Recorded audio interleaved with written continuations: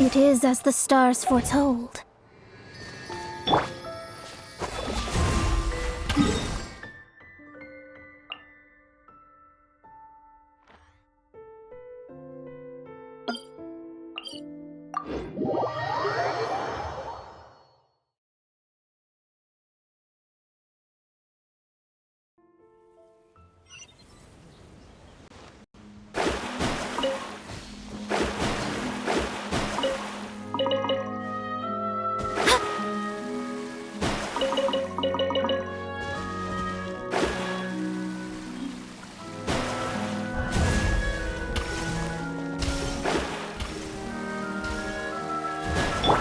The wind rises.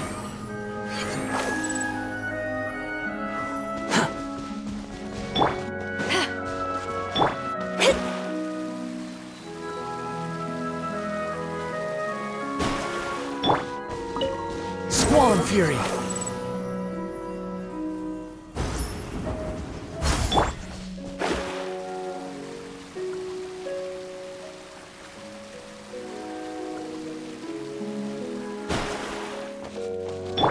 Behold!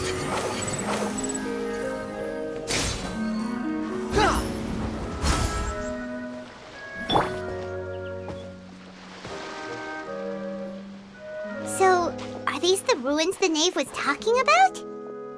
Whoa, talk about old.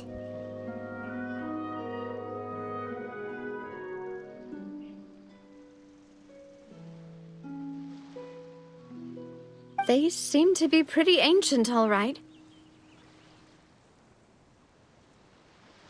Let's go in and have a look. Just be careful.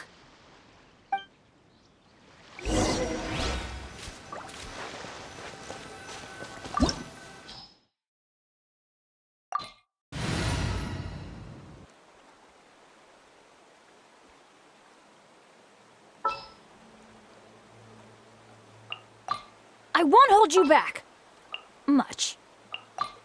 Who ate a poisonous mushroom this time?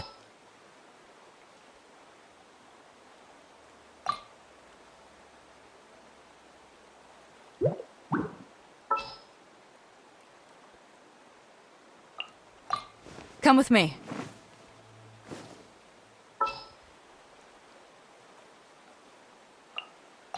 Are you sure it has to be me?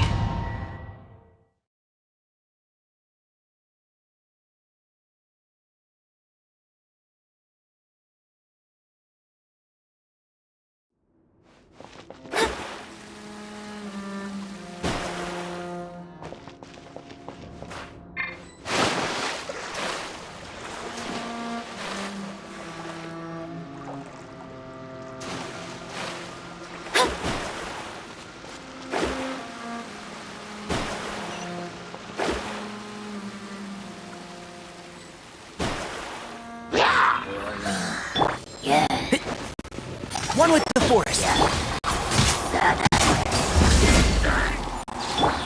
Delve into destiny.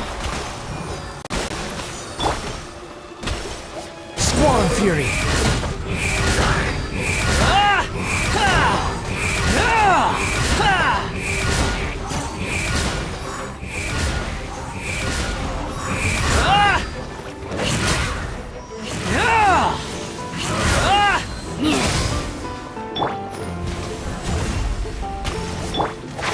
Can't see?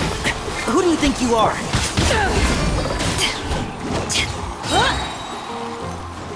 Eyes on me! My tail's all messed up. One with the forest. Let me scry. The stars are fading.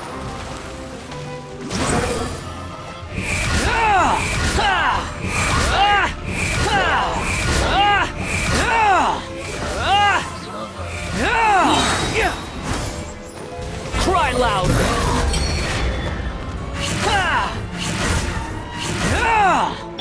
And shroud. Yeah.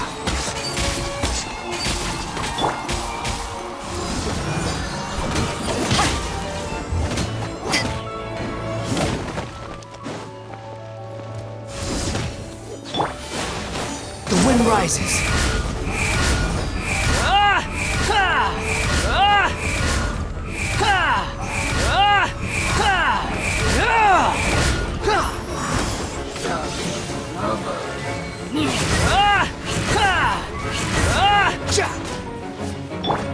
One with the forest.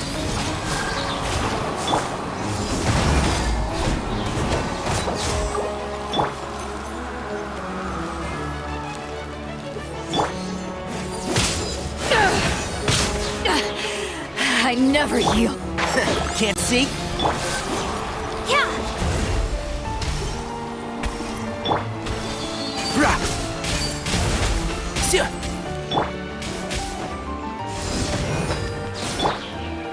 Behold!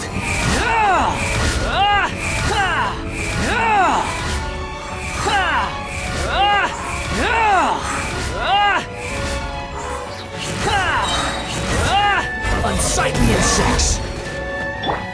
Enshroud! Shadows of destiny cannot be denied.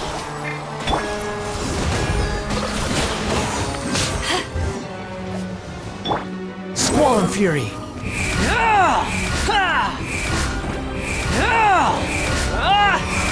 Upon the gale!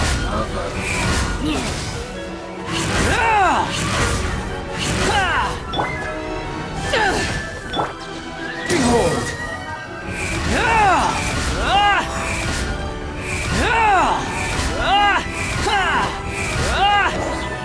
Upon the gale!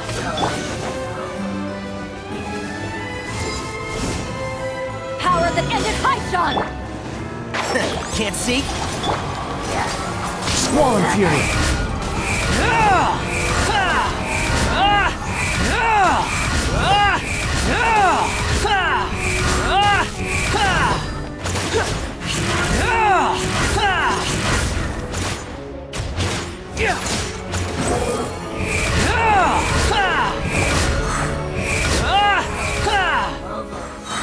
Search forth!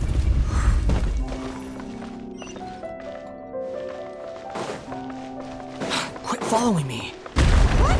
The floor here isn't safe.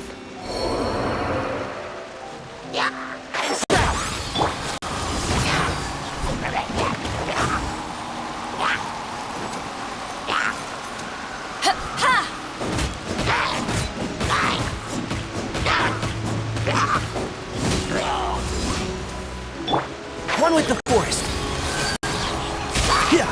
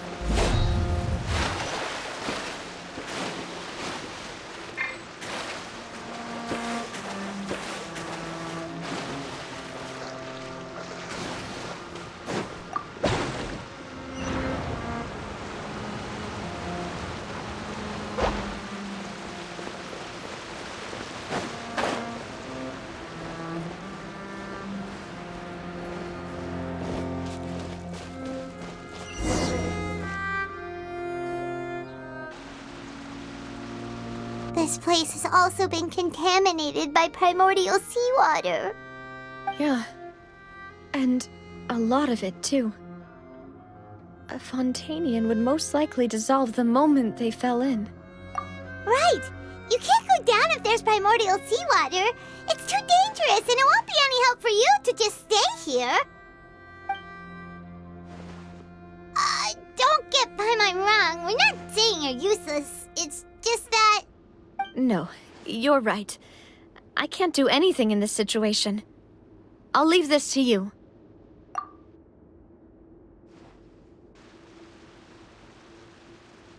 That complicates things.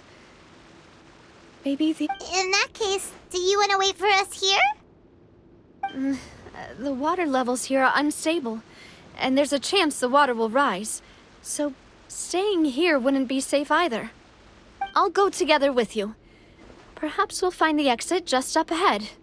All right. Come with us for now then, but please be careful.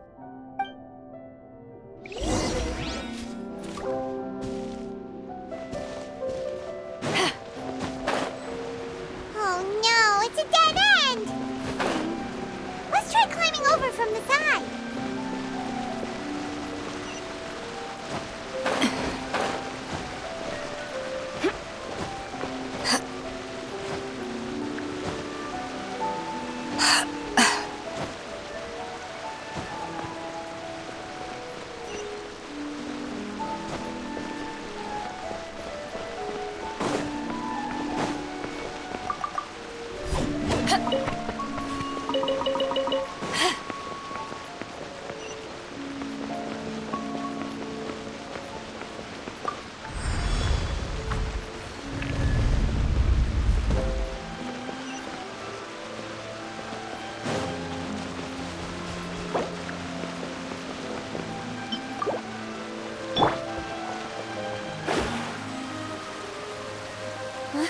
Wait! There's something wrong with this bridge!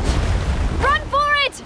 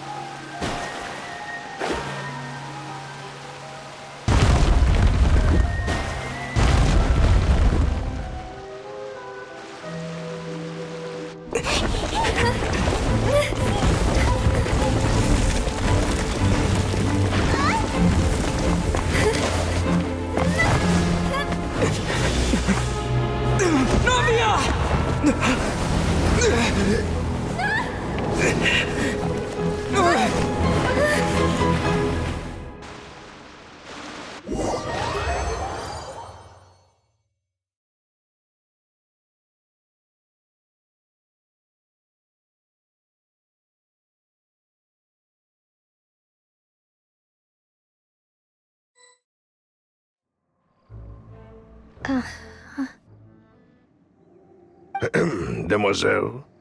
Huh? Demoiselle, what are you doing here by yourself? Would you be standing here till dark if I hadn't come to get you? Maybe she just wants some time to herself, Maloose. Oh, was I sleeping? Yes, it would appear so. I must be tired. That's quite possible. However, you were the one that suggested we go out for a walk. Oh, right. I nearly forgot. It must have slipped my mind when I dozed off. I haven't had a nap today yet. This is a familiar feeling, yet something's a little strange. Is something the matter, Demoiselle? Oh, no, I was just trying to recall why we came out for a walk. Do you remember Mr. Giverny? He'd requested our help before with foreign merchants who had a debt dispute with him, and we'd resolved the matter not long ago. We were headed to see how things were going with him at the moment. Ah, right. Yes. I remember now. Oh, Miss Navia. Ah, Mr. Maloose. And Mr. Silver, too. It's good to see all of you. How have you been? I've been great. Thanks to your help, those bothersome merchants finally realized that I wasn't the one they were looking for. Why, I wasn't even the guarantor for that person. They were knocking at my door day and night. Even my neighbor, Obina, was getting fed up with them. Sometimes force is required to calm someone down and get the... That's right. Oh, by the way, Burnett, what was it that you wanted to give to Miss Navia again? Oh, yes. One moment, I have it right here. Miss Navia, these are some flower seeds that I prepared. Please take them. They're a very good variety, and they'll become very big and beautiful once they bloom. I don't know what we would have done without your help, so this is a little token of our appreciation. Did you cultivate them yourself? Thank you so much. I'll certainly take them. Balloose, we do still have some empty flower pots at home, right? Why, we can have as many pots as you'd like, demoiselle. Perfect. In that case, we'll swap out some of the decorative plants for some of Mrs. Burnett's flowers. Very well. Wait. Something seems to be off here.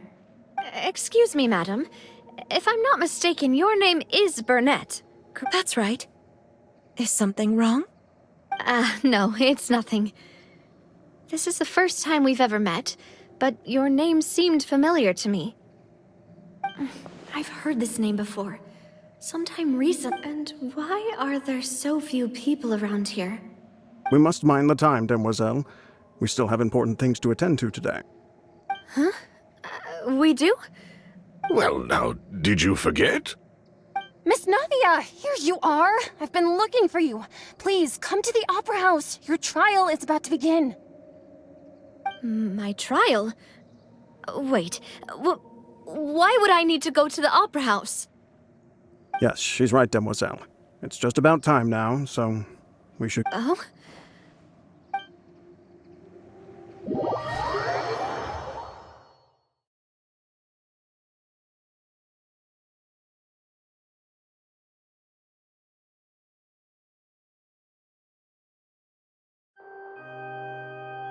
Look, it's Navia! She's here! And her two attendants are with her. Goodness, everyone's finally here. There sure are a lot of people here to see the trial. And they all seem to be oddly excited about something. Karina, Desiree, Joyville, Jolien, Essen. Why are so... And as for the judge... huh? Where's Monsieur Neuvillette? Please sit in the defendant's seat. Don't worry, Silver and I shall accompany you. All right. But are you sure you can stand behind me? Typically, it wouldn't be allowed, but today is an exception. Hey, what kind of place do they think this is? Come on, do they have any idea what they're doing? Seriously. Enough with the whispering! Could someone please tell me where Monsieur Neuvillette is? And why I'm standing trial? My dear Miss Navia, have you not yet realized what you've done? In that case, allow me to explain. As all here know, you are Master Callus's successor, the head of the Spina di Rosula, someone held in high regard by every soul in Poisson. After you took over the Spina, you treated all of us just like the late Master Callus had. If anyone in need reached out to you for help, you responded. Not only you, but your butler, your subordinates, nearly everyone in the Spina di Rosula fought for the well-being of those in Poisson. Wait a moment. Aren't you just proving that I'm a good person? Yes, correct. Absolutely right. And that is why you stand accused. You have helped so many people get through so many difficulties. You are one with us. We are inseparable. We are one big family, all of us who are from Poisson, inextricably linked. And with you being so important, we couldn't possibly do without you. Therefore, this fair and honorable court shall declare you guilty, and you shall stay here. You will be together with us forever. Huh? What are you... everything you have said is correct. I have indeed done a lot for my hometown, and I would be willing to be with you all, but... Ah, well, if that's what you think, then I have no further comments. How wonderful, Miss Navia!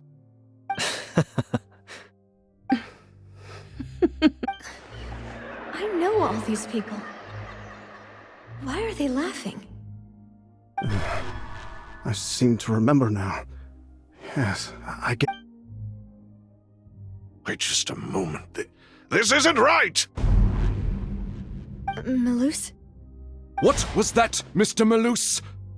Our conclusion is very clear and unanimous. Let the court judge her now. She's guilty! Stay here, Navia! You're one of us! Demoiselle, don't admit guilt. This trial means to keep you here forever. I wish to exercise my right to defend Our Lady. Mr. Joinville, you only know of Navia's goodness, but nothing of her utterly independent mind. She was born a free and independent spirit. She has never been tied down by anything. Indeed, even the death of Master Callus couldn't stop her.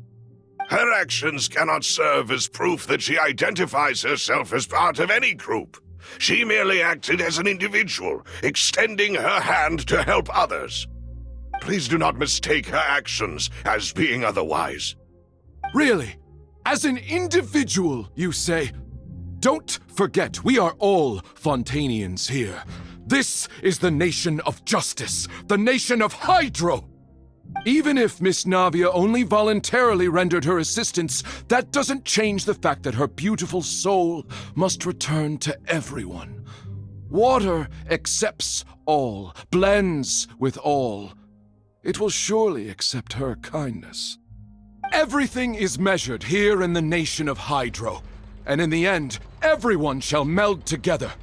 Thus, when a unanimous opinion emerges, that opinion represents justice. Now I speak for everyone. Our opinion is consistent. Navia should stay. We and Navia are one. And you would call this justice? Preposterous. You are merely jealous that Demoiselle still has a chance to exist as an individual. Have you forgotten how much you all once longed to become individuals, to become independent? Do you mean to defy our justice? If your justice is flawed, then why should we acknowledge it? As you said, we can also have our own justice. Silver and I shall defend Demoiselle. And that is how we will enforce justice. Ugh, my head... It hurts. Demoiselle! Silver, it hurts. My head is spinning. All I can see is stars swirling in front of me. I remember now. Everything that seemed odd from the very beginning.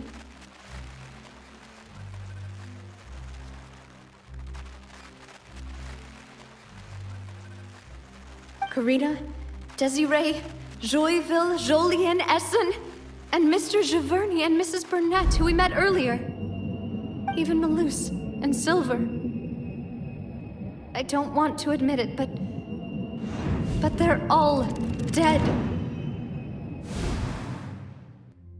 Don't be afraid, and don't admit guilt. We will protect you to the very end. Absurd! Who are you to say that she cannot be judged? We are the majority, and in the nation of trials, the majority is absolute justice. We are the will of all. Don't let them escape! We shall keep Navia here with us! Mr. Malus and Mr. Silver, must you be so stubborn? How could the two of you possibly hope to stand against the collective? Do not resist. This judgment is fair and just. Navia belongs to us. After all that happened, she should not be left alone in Poisson. What are you saying? No more excuses! He says we're jealous. Jealous? How could she possibly be an independent individual? What's with these people? Who's jealous of her? She belongs to us! Miss Navia, she... Silence! That's...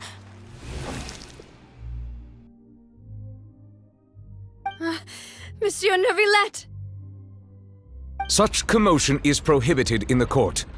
The accusations you just presented are nonsense and cannot constitute a proper trial. The court will adjourn for the rest of the day. In this, I shall hear no objections from any unauthorized party. Our thanks, Monsieur Neuvillette. Please leave with me, Miss Navia. while there is still time. But Go on now, demoiselle. This is your only chance to leave this place. What, can't bear to leave us behind or something? Malus. My apologies. I couldn't resist making one little joke once I realized that this shall be our last goodbye. Malus, Silver. Quickly, you must come now! Goodbye, demoiselle. Farewell.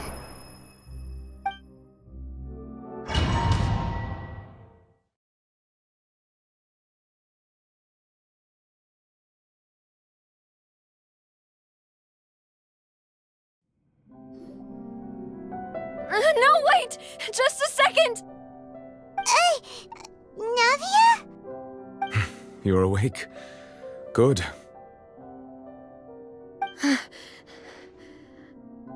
I must have been dreaming. Malus and Silver were still alive, and they were defending me at some insane trial. It looks like you're all right. Paimon could give you a hug. The ruins you were exploring suffered a cave-in. When I arrived, I found you falling toward the water. You were just about to be dissolved within, but I...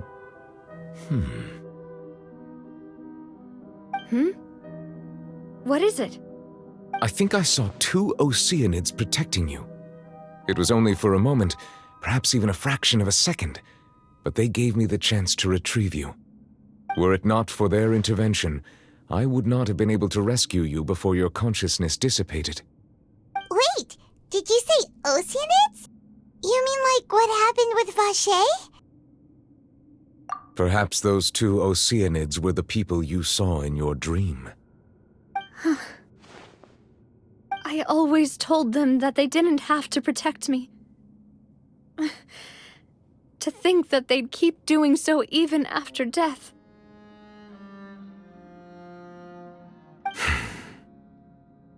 Please come with me.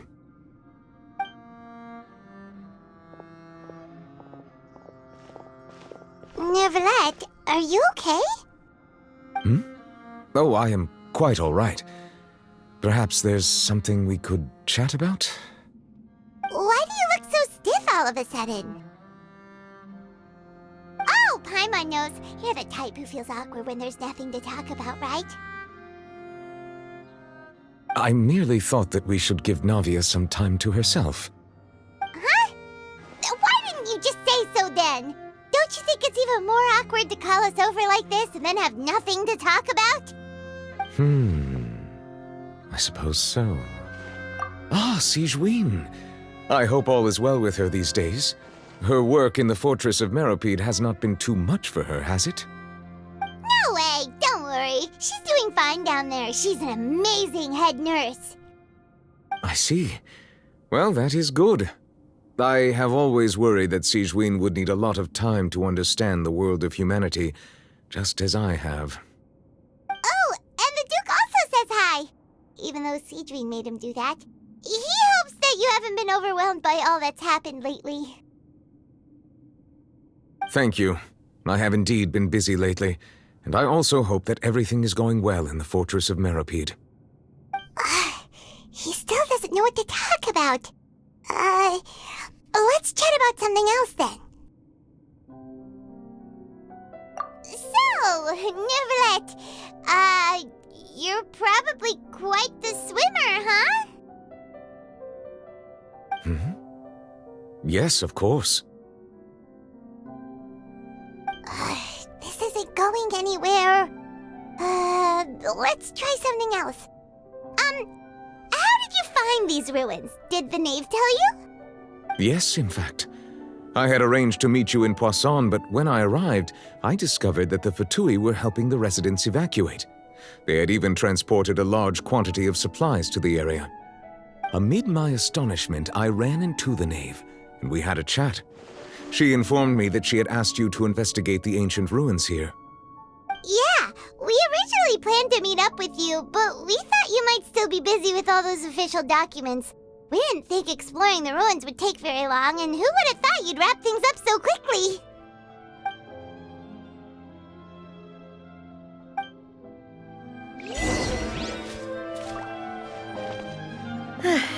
I'm sorry to have kept you all waiting like that. I'm feeling much better now. I guess we should get going again. Will you come with us, Monsieur Neuvillette? Yes, if you wouldn't mind my company. All right! Another one joins the party! Let's get going then! Can't see?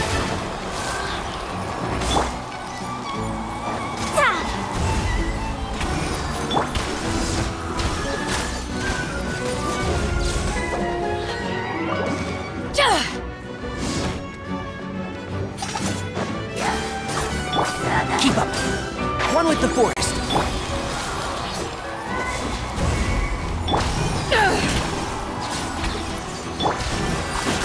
The wind rises.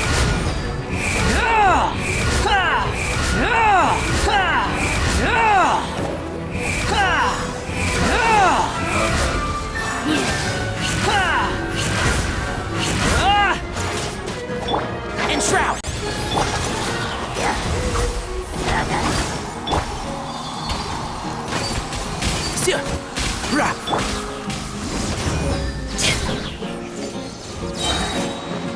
To ashes! One with the forest.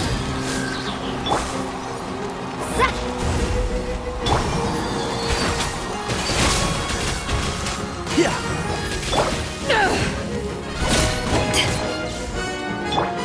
Decided by destiny!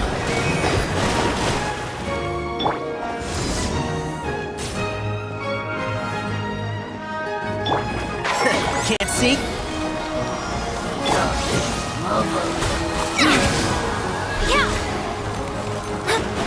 Delve into destiny! And shroud!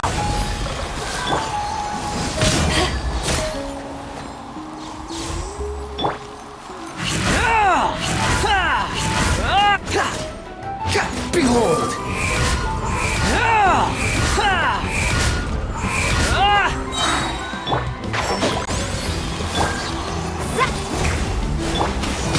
Flowers haven't bloomed yet.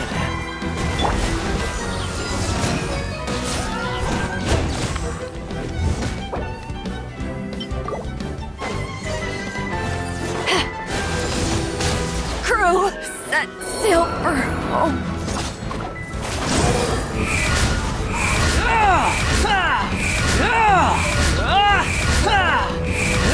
Know your place.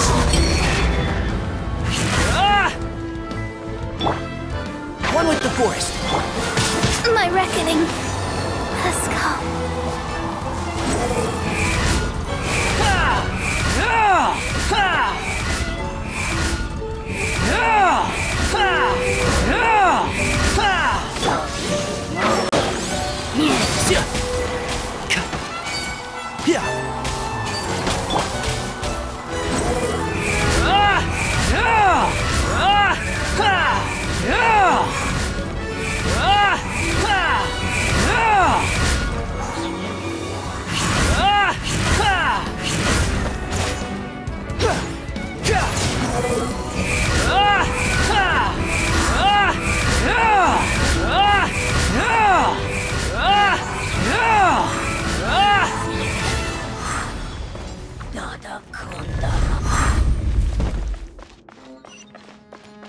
Behold!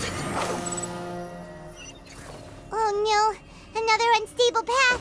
Watch your step.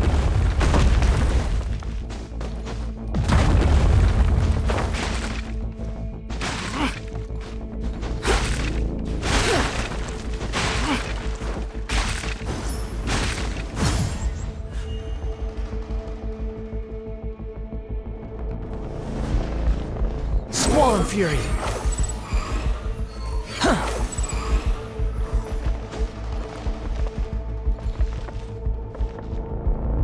The wind rises.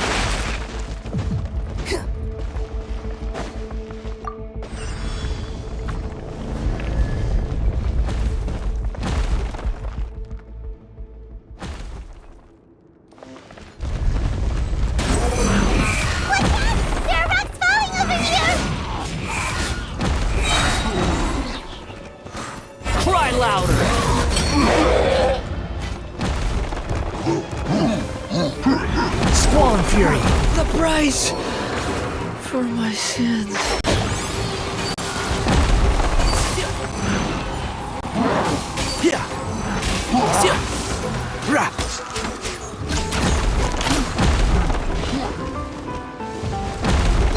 Run with the force. I've not finished my research.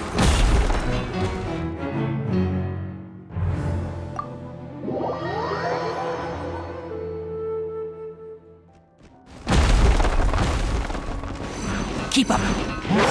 Can't see? I've still got some kick. Yeah! Behold!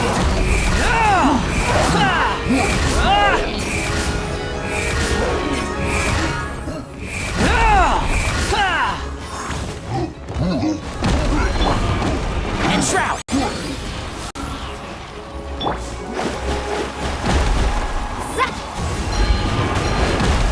The stars are fading.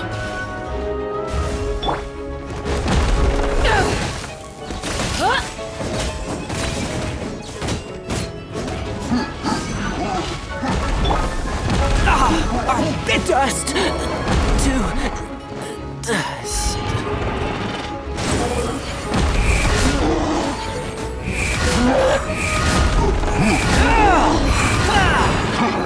Quit following me. Behold. You're dead.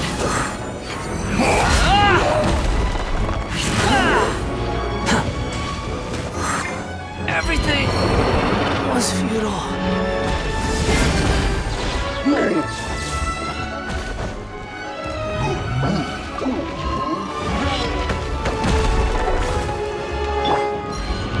Quit following me. The price for my sins.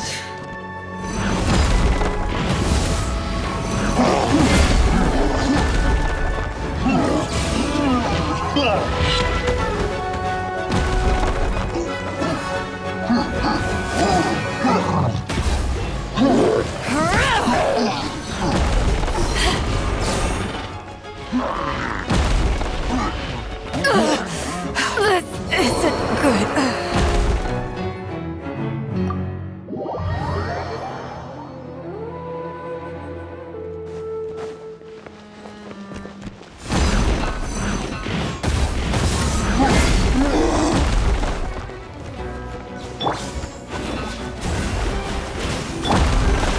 Squalling Fury.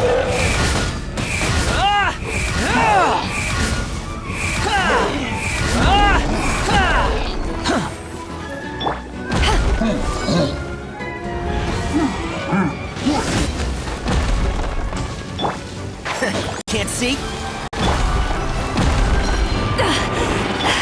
Let me scry.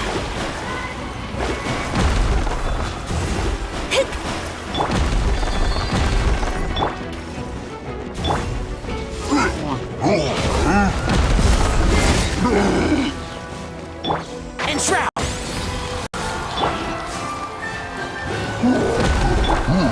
Delve into destiny.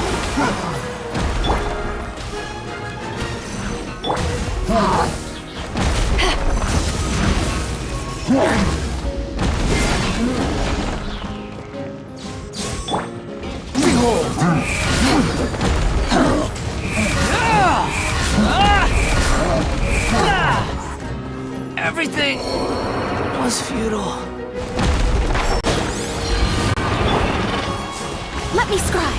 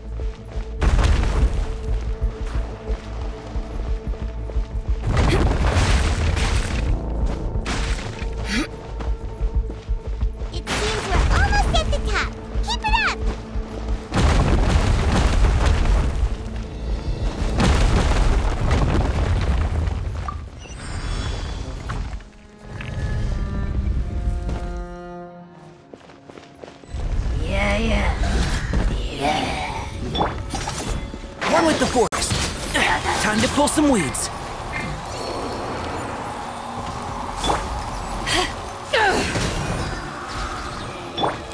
Fate is upon you.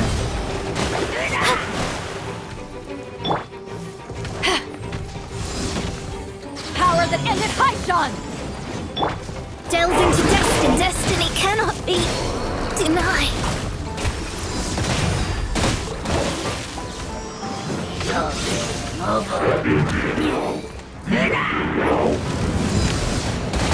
Men! Fall back!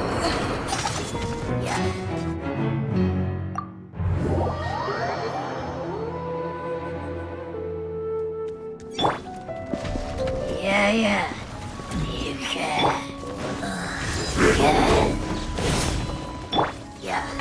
Can't see dust to dust.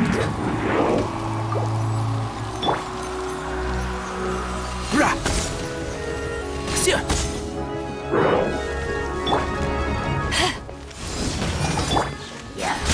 My reckoning.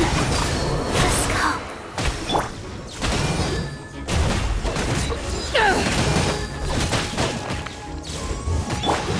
One with the... I've not finished my research.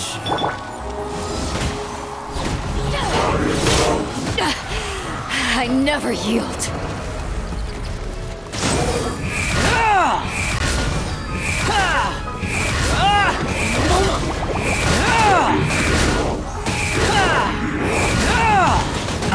Falling into the abyss.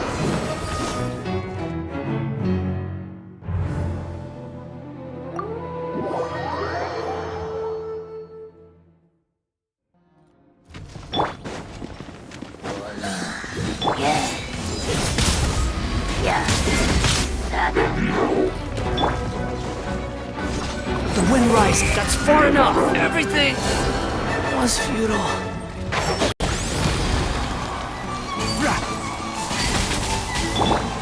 The stars are fading. Dust to search.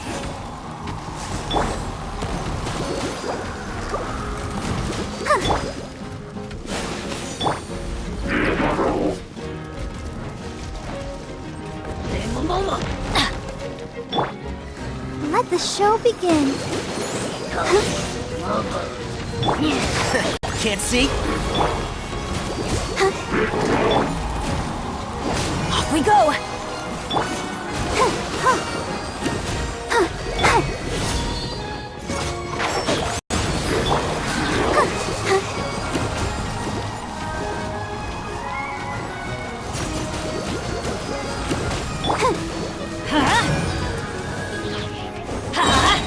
I'm going in! And shroud!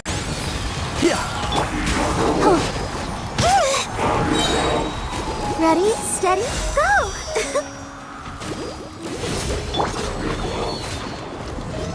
One with the forest. Yeah. Oh no!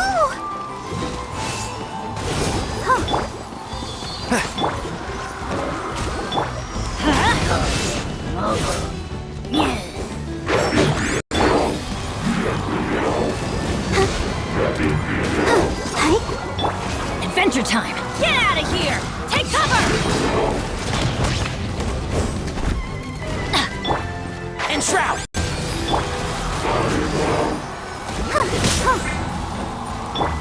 Let's light it up! Let's nip that in the bud. One with the forest.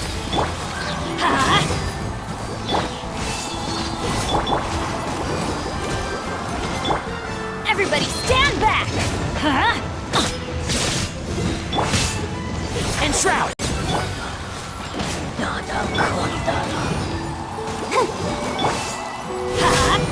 Don't worry, I got this. Let's light it up! Can't see. Rah. Sia.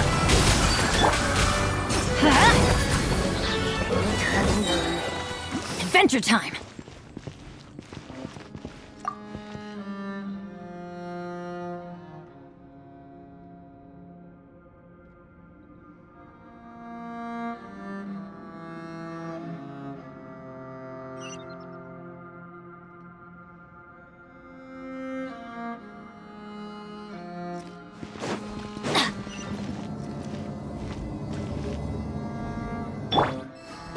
let the show begin.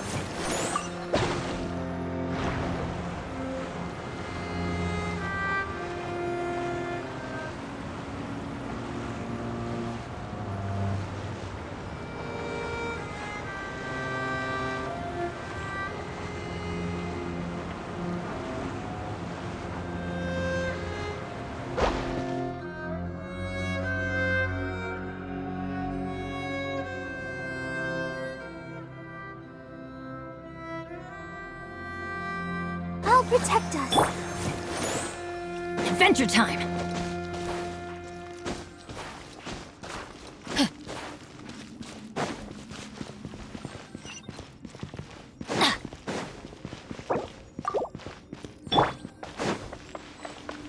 Squall and Fury!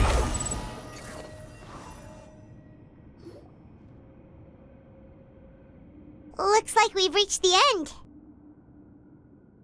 This is the place. There should not be any other hidden spaces in the vicinity. The path sure had some twists and turns, but it turns out that this place isn't actually that big.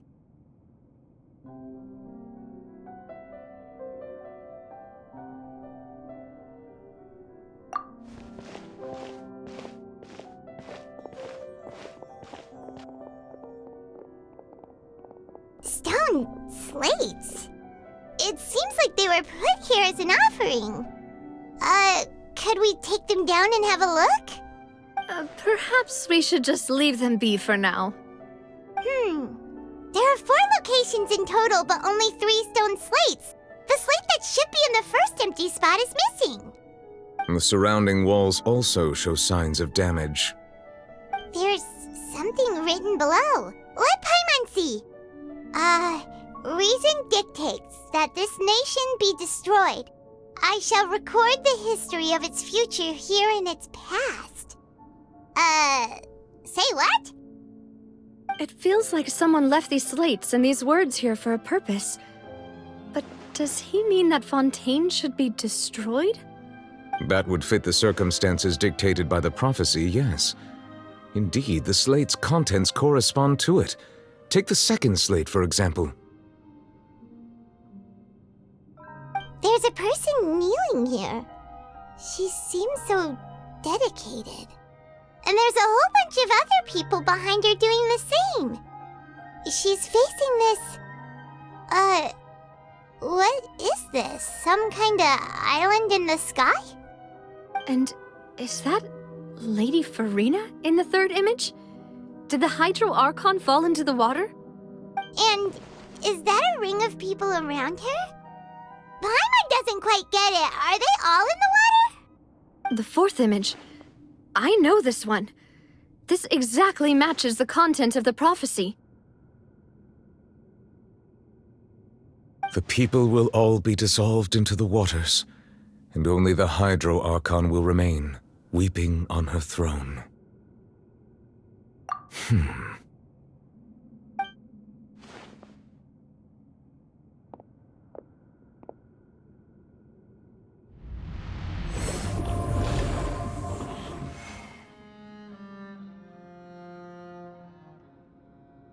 More information should be hidden in these slates, but I fear I cannot easily uncover it, most likely due to us missing the first slate. I am very sorry. Don't blame yourself, Monsieur Neuvillette. Deciphering ancient stone slates isn't one of your duties. Ooh, Paimon's getting the chills just looking at these slates. This says that it's the history of the future, right? That means the prophecy's sure to come true. I really hope it doesn't mean that. Still, Paimon feels like these images are kind of weird when you look at them together.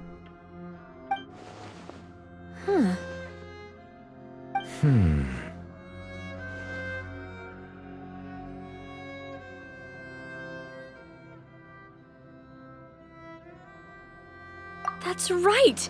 If the images are in chronological order, shouldn't the fourth, the waters drowning Fontaine, come before the third, where the Hydro Archon herself falls into the water? And yet the order is reversed here.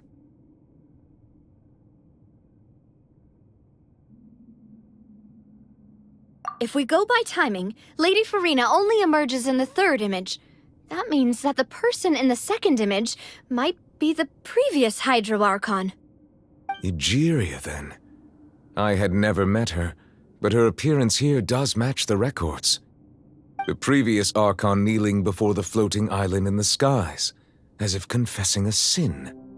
Did she herself commit that sin? And if not, why would she be in such a posture? Also, I'm still wondering why these ancient stone slates are here at all.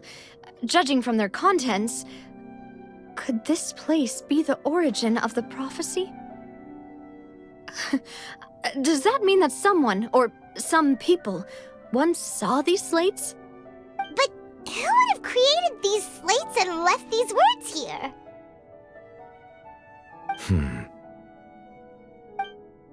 It seems that any further clues will have to come from Farina. In that case, there's no time to lose. There's nothing else to be gained here, so let's head back first. Yeah, we better get somewhere safe for now.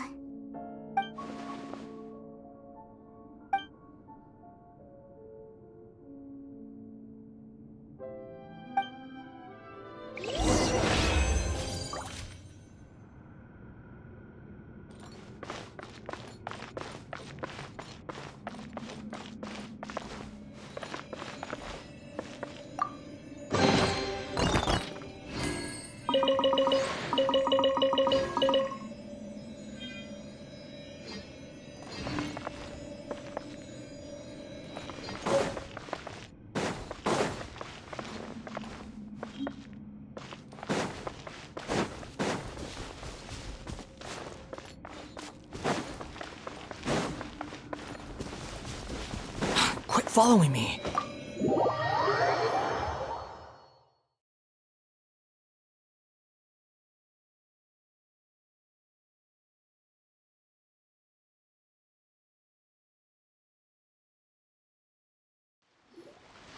Let's split up here.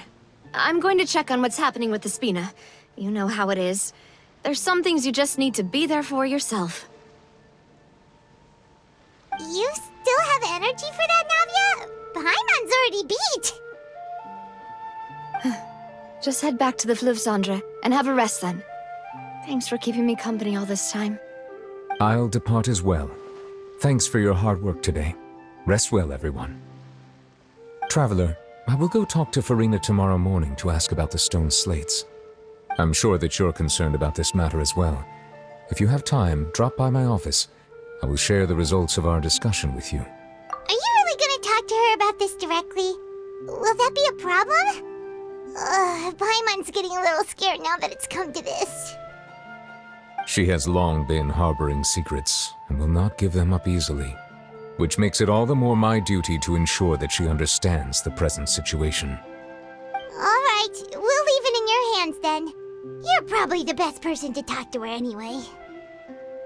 I will be carefully considering my words tonight.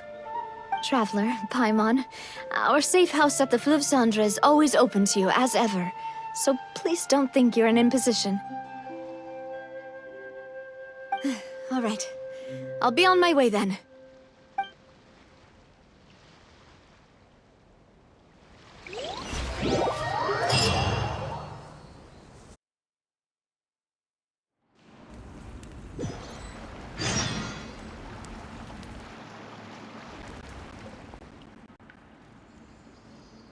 Welcome back. We've got a special menu prepared for you two tonight. Yay! And there's good food too! Navi, no, the boss is the best. Ooh, desserts! Nice, these are all Paimon's! Paimon's already starting to forget what happened today. Oh, that voice. Is that who I think it is? Huh? It's you two. What are you doing in Fontaine?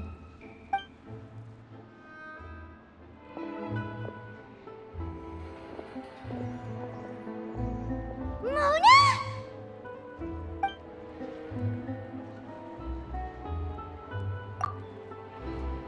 seriously, nobody just uses a scry glass whenever they've got time to just see who they'll meet on the road. Still, we didn't expect to see you here. Wait, you're not a Fontanian, are you, Mona? Well, I have some business to attend to here, so I booked a hotel in the city. I was just out for a stroll when I bumped into you. Quite. Why did you think I was from Fontaine, though? Is that because Magistus doesn't sound much like a Mondstadter surname? Yeah, let's go with that. Well, I used to have my own surname, which was, well, some other thing. Either way, the old hag told me when she took me as her disciple that the first step to being a great astrologist's pupil was to change that name. There was nothing for it, really. She really is amazing at astrology, so I changed my name to what it is now according to her wishes. To my surprise, however, Magistus is not the name of some ancient house or clan. It isn't? Nope. Although it is used by us in place of surnames, it generally just means great. Wow! Imagine including a boast in your name. Wait, are you gonna have to put that into your genealogy as well? I reckon so. In any case, I'd give my disciple a name like this as well, if I were to take one. Astromancer Barbeloth Trismegistus. Whoa, that's a long one. Does it also mean great or something? My name means Mona the Great Astrologist. As for the old hag, hers is, in plain speech, the thrice-as-great Scholar of the Stars. Just take it as a title specific to astrologists. Thrice as great? That's so petty. I know, right? That's just how she is. She used to call herself Magistus, actually, but when she took me in, she changed her name to Trismegistus. Talk about excessive. Magistus is thus the calling card of our school, so to speak, which makes it about the same as a surname. It's all right if you don't get it. You can look into it further should you need to study astrology more deeply. That sounds terrible! But anyway, you're not Fontanian, are you, Mona? You're from Mondstadt, right? Well, I was born in Mondstadt, yes. My parents migrated to Dornman Port, and I traveled with the old hag for a while, after which I settled down in Mondstadt City. Oh, that's a good thing then. At least we know you won't be dissolved by Fontaine's waters. Speaking of that, I'm sure you're aware that a bunch of things have happened here in Fontaine, right? I know you're not a local, but I'd avoid getting too close to any water that looks strange all the same. There's something ominous about it. Well, the water, I mean. That was the main reason, yes. Just a while back, the Steambird invited me to take part in a panel and speak about the circulation of the prophecy as an astrologist. The invitation was sent quite early on. I don't think anyone expected Fontaine to be in this much trouble. What do you make of that prophecy, Mona? Just tell us what you think as an astrologist. Your word would go a long way to make things more certain and less scary. What I can tell you is that I'm an astrologist, and that this prophecy concerns the fate of Fontaine, even that of all Tevat. Ascertaining this is akin to reading the fortune of the whole world. I'm afraid that this is not something that just anyone can do. If I could do it, you would no longer call me an astrologist, but a visionary. But on the flip side, the prophecy is so huge and powerful that it must surely come from a powerful visionary. Its contents involve the fate of the world. Disregarding it would be a mistake. A visionary? Sounds really powerful and all, but does such a person really exist? Of course. The old hag could do it, and I'd bet there are others amongst those Hexenzirkel colleagues of hers who could do something similar.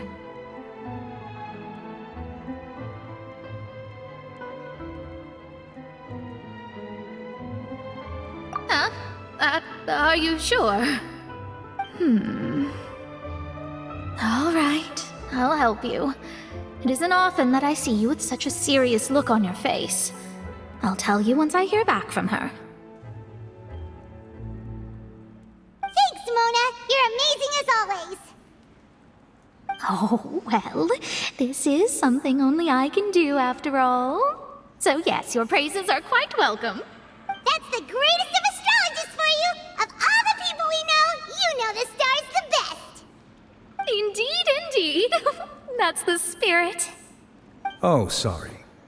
I came to see what all the commotion was about. If there's anything you need, do not hesitate to inform the Spina di Rosula. Oh, whoops. Guess we were getting a little too carried away there.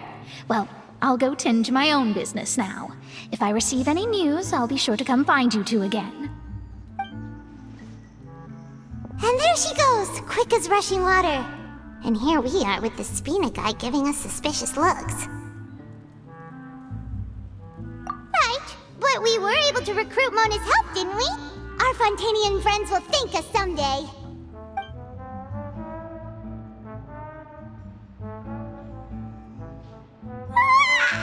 Good morning. To be honest, I'm still feeling kind of sleepy. But it's time to get up, Traveler. We agreed to go see Neuvillette, so let's pack it up and get going.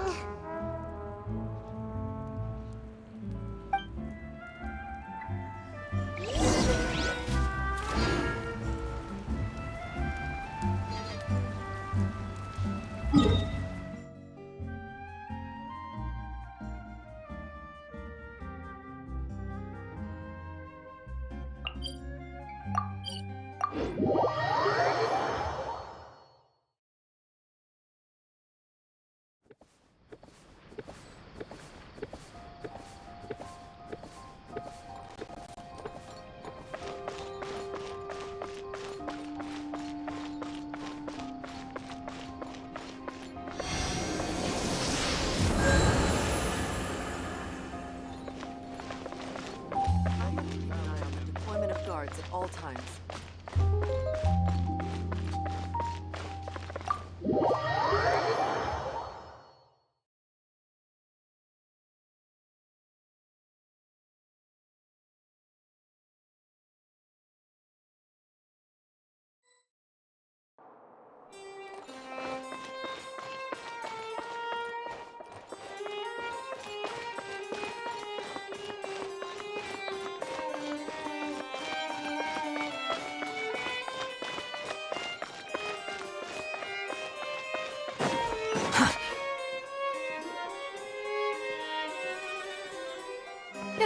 You're here!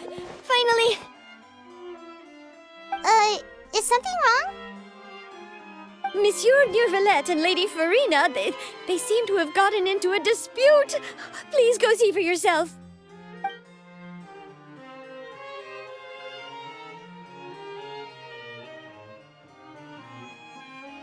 Like I said, I've already explained everything! And yet the problem has not been properly solved. There is little space for excuses between us. It is not my intention to offend you, but please, tell me where you stand. You are the Hydro Archon Focalor, are you not? Look at this.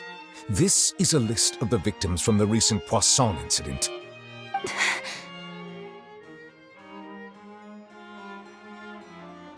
You mean... they're all... We did not arrive in time to avert this disaster, and I will not have it happen again. I will say this once more. You must tell me everything you know. Yesterday, I found 3 stone slates in some ancient ruins near Poisson. Do you know anything about those? Seriously? You're questioning me like this is a court case now. I don't know anything about that. But you found them in some ancient ruins, you say? That's correct, which is why I came to ask you some questions. There should have been 4 slates, but one of them was missing. The other 3 feature different images that seem to correlate to the prophecy. The prophecy? The second of these slates depicts the previous Hydro Archon Egeria kneeling before a floating island in the sky, as if confessing something. Do you know nothing of this either? I don't. I've never seen such slates. I'll ask you again. Do you really have no information regarding the previous Archon? My deciphering of the slates indicates that the Hydro Archon Egeria once had to confess to or apologize for a certain sin. If anyone would know about it, it should be you. All gods don't have the same secrets, you know. She was herself and I'm me. Is it really so strange that I know nothing? I understand your concerns, but I'm sorry. I just don't have anything to tell you. Forgive me for saying this now, Lady Farina, but I have long known of your various secret investigations into certain matters. There are several indications that you have been investigating the prophecy on the sly.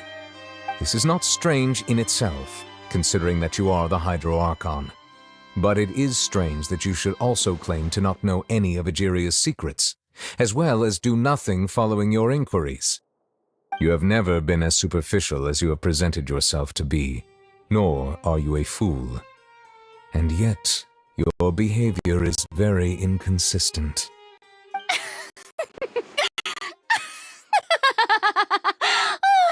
So you've been watching me all this time, have you? I didn't think you were that type. You... Well, since you know about my secret investigations, then you should know I'm actually working to take care of it. There's no point questioning or suspecting me. You're the Eudix, but you're still my subordinate. You should be following my lead. Just trust in me, you're Archon, and do as I say. Never mind whether you can truly convince yourself to or not. It'll all turn out fine.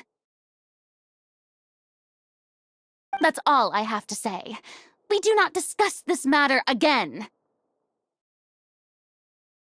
Oh, the opera's about to start. Toodles!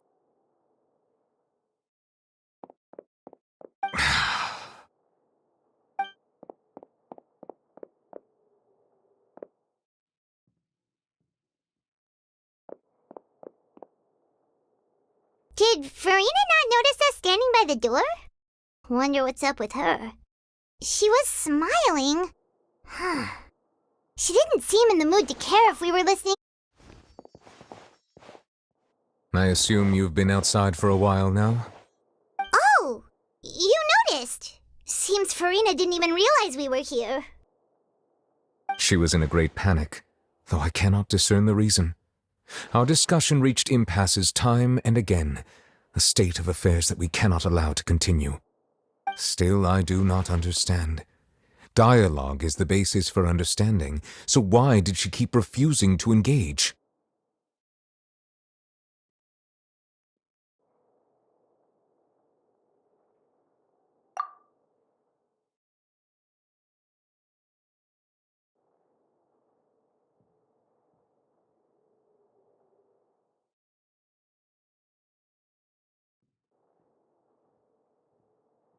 Everyone in her inner circle has noticed that she is hiding some secret. The issue is her attitude. I fear that she will not reveal anything unless absolutely forced to.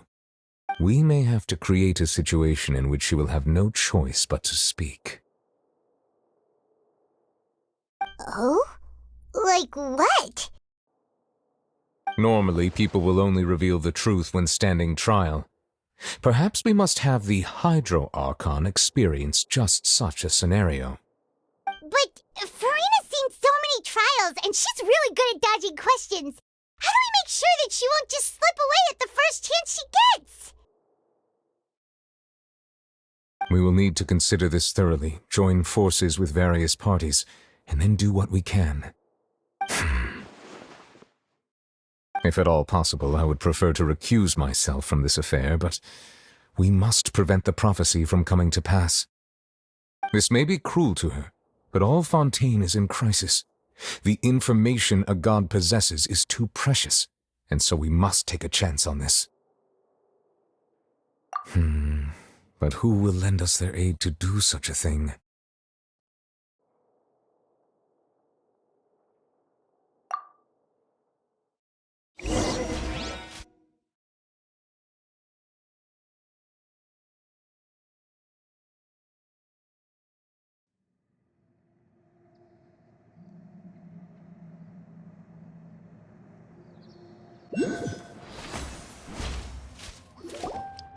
Well, that's everyone, huh? Speaking of which, it was pretty smart of you to think of hiding here. Poisson was just involved in a disaster, so it's presently devoid of people. That naturally makes it the best choice. And here you are drinking tea like it's the most natural thing in the world, huh? That's what families should do. Sit and enjoy a leisurely time together. It's nice to enjoy tea here, you know? Care for a cup? Lend me your ears, everyone. Or perhaps one of you might like to start us off. How about you, friend? Me? No. Then, how about you, good sir? I fear that I will cause the mood on this boat to become as somber as it is in court. Well then, I guess we're lucky we've got a local like me to organize things. Wonderful, the spotlight at last. I guess I'll be facilitating things from here. That was a little long-winded, don't you think? Oh, you might be right. Anyway, to cut to the chase, our friend here, the Traveler, has brought us together to discuss something. As for what that is, well, let's start by saying that we'll be pooling our efforts together to create a series of traps. Oh, how intriguing. Well, it's just an expression, really. One that I just learned from Chlorand, and used on the spot. So, Huh? Didn't you say that you would be facilitating this? Oh, come now. Your work doesn't involve much public speaking, right? This is a good chance to practice. You might even pick up some fancy oratory tricks to impress your boss with in the future. I see. And what does my boss say? He is glad that you consider him your boss. Do go on.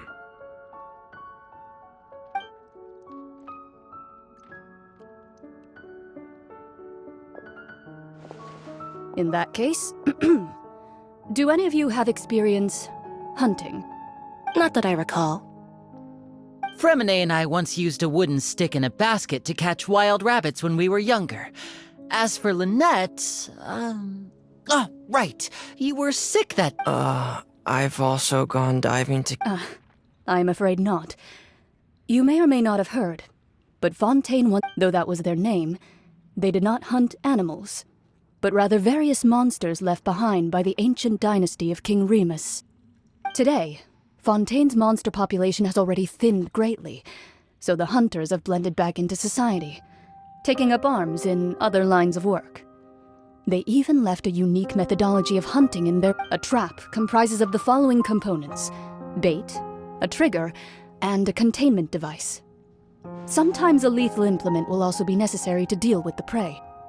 So, if we were to build a trap together, right now, what would you choose to build it with? For me, I would prefer something basket-shaped.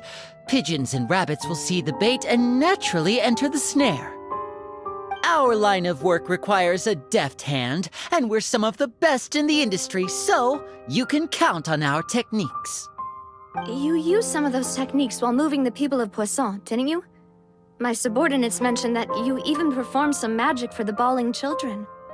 Yes, and I even managed to gather some intelligence in the meantime. I'm quite the multitasker if I do say so myself. I'm afraid I can't claim that as my strong suit. I prefer more stable methods, like placing bait in the water and waiting for the fish to come within reach. That's the kind of method I would count. Calm and steady. Exactly the kind of person who would catch loads of fish. And I can be their assistant. With discretion, I'm sure. I'd probably use some sort of mechanical animal. Papa once bought me some small clockwork squirrels, mice, and such. When placed in the forest, they can attract others of their kind. I remember that you liked those too, didn't you? I did. And that would be a good way to go about it. If they're realistic enough, animals of the same kind will follow them all the way to the trap. What about you, Monsieur Neuvillette? I fear I do not have it. That makes sense. You usually solve problems directly, without the use of any such tricks. But I do have one more question for you, monsieur. If we were to create a trap now, how would you design it? I would like for it to be effective, but bring no harm to the prey. A more gentle trap would be ideal. Kind, as always. However, our intention doesn't necessarily change the containment device and the type of implement we need. If we wanted to kill the prey in one strike, we would need a powerful implement. However, that also goes for prey that must be captured and safely contained. Wait, why's that? Only a hunter who's a true expert at subduing their prey can snare it without harming it. The line that divides life and death is often exceedingly thin. So are we going hunting together? Huh. We hadn't thought of seeing ourselves as hunters. It kinda works, but maybe it's still not the best metaphor. If our means of capturing and dealing with our prey is to put them on trial, then the hunting metaphor is actually quite accurate. But we shall require much more courage than any hunter to judge a god, a being whose seat is an exalted throne. Oh, so that's what's going on. Sounds very interesting.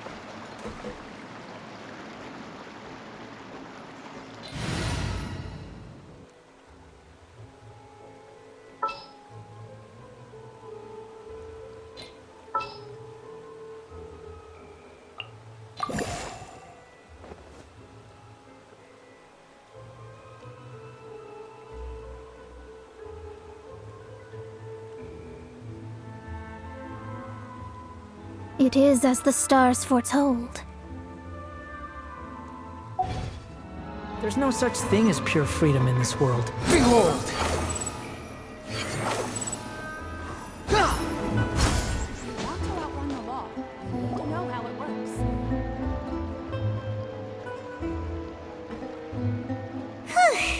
It's been a tough few days, hasn't it? So much has been happening. Paimon didn't think the meetings would go on for so long, but everyone seemed pretty fired up, huh? Paimon thought they'd be at least a little frightened. Well, Fremine was, now that Paimon thinks about it, but everyone else just looked a little surprised. Well... It's hard to say. Paimon doesn't have any experience with this sort of thing. But with you around, Paimon sure will do great. After all, you're the most reliable person in the world, aren't you? Did you just pour some tea? Paimon didn't notice you doing that at all. Then what's that? Paimon's never seen that cup before. Don't be frightened. I'm just joining you two for tea. I merely refrained from saying anything till now. Who's that voice? But there's no one here. Ah, have you forgotten me already? Wait, you are familiar. You're the voice we heard from the sky in Sumeru. The voice from the sky, I fear that description is wrong. Though, not completely wrong. You're feeling lost now, just as you were feeling previously. I sensed that confusion and thus came to you. consider me a passerby, just accepting a commission from my friend's disciple on a whim. The prophecy. Yes, what has been prophesied will be fulfilled. You may view such things as the history of the future.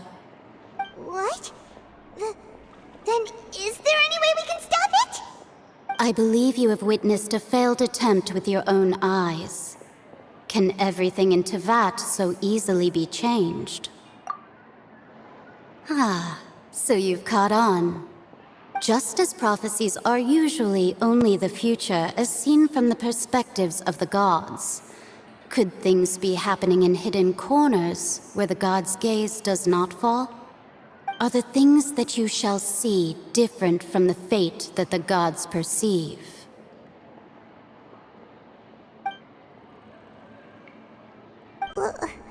What is she talking about? It all sounds really impressive and important and stuff, but it also sounds kind of scary. I believe that you understand, right? Some things are insignificant, but others you must reach out to change. Ultimately, fate shall serve as your only guide, no matter what will happen in Teyvat's future. All you need to do is to play your part. This was good tea, by the way. Thank you for your hospitality. Well, that'll be all for today. The voice. It's gone.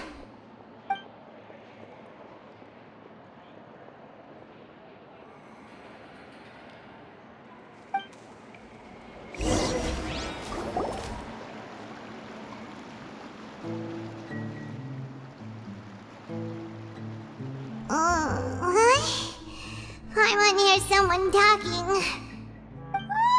All right, coming. Hey, it's you who's getting lazy, okay? Well, I see I've walked in on some lively banter. Luna!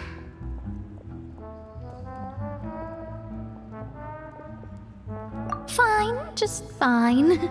I went to take part in that Steambird panel. It turned out to be more interesting than I expected. Not all Fontanians are pessimistic about this.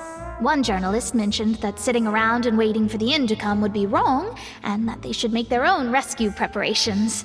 I agreed, so we had a brief chat with her. Did she have pink hair by any chance? Why, yes, it was Charlotte. I assume you've heard of her, no? That daredevil journalist? I'm in full support of her view.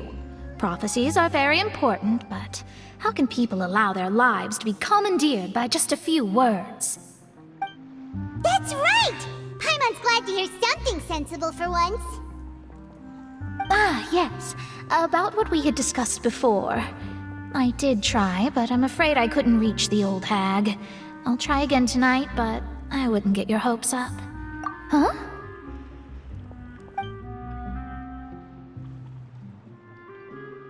Goodness gracious. Are you serious?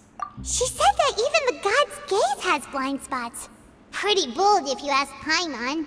Most people would believe the gods to be all-knowing, right?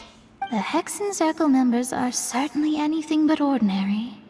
As for the mage named N, the old hag has mentioned her a few times.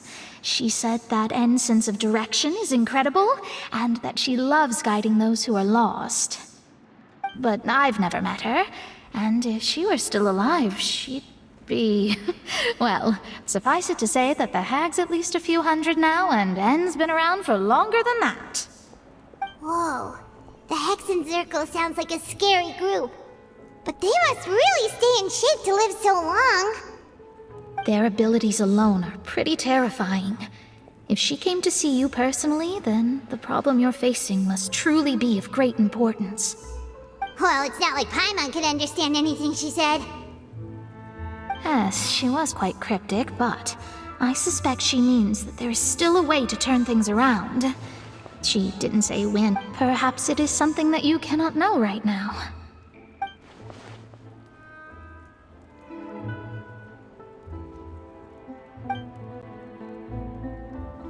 Traveler, Paimon, are you two alright?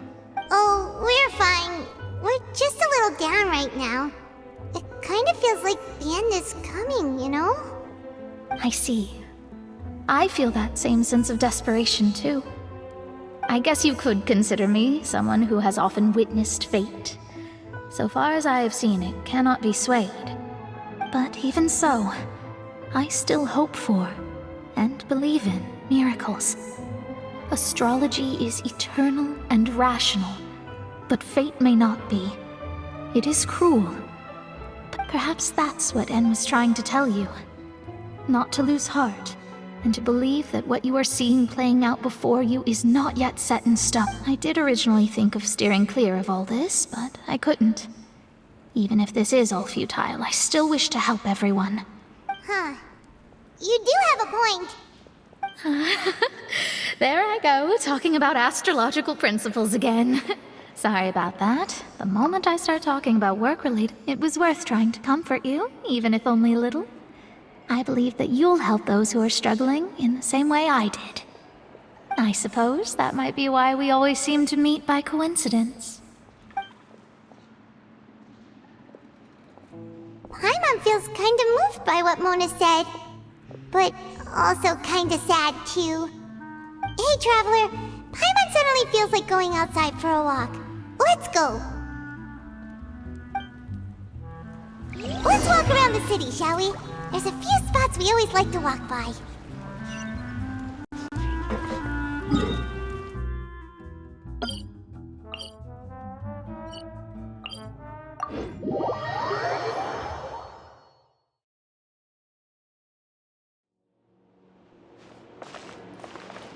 Squall and Fury!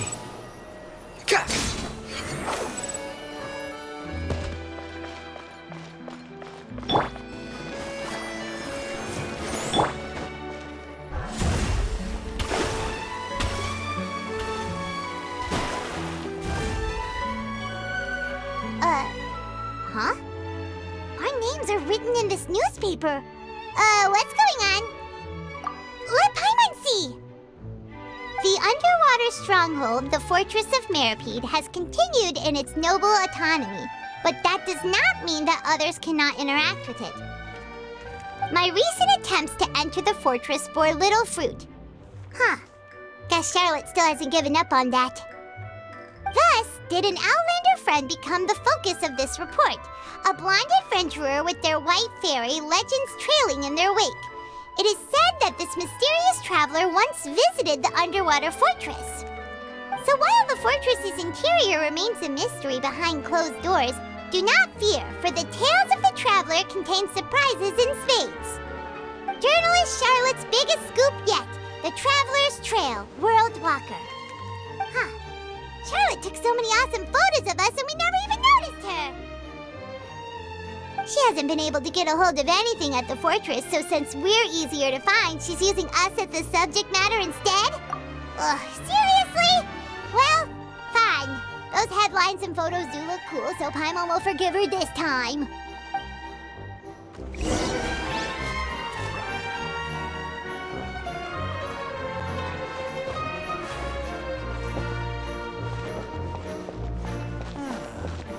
So these are the kind of headlines that go in for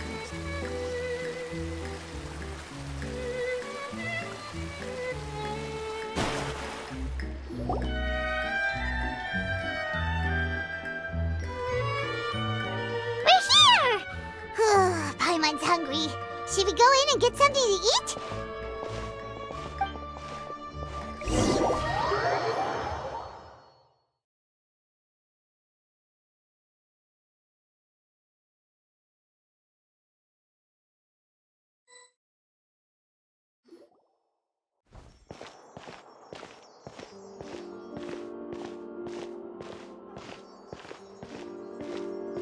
Hey, quick!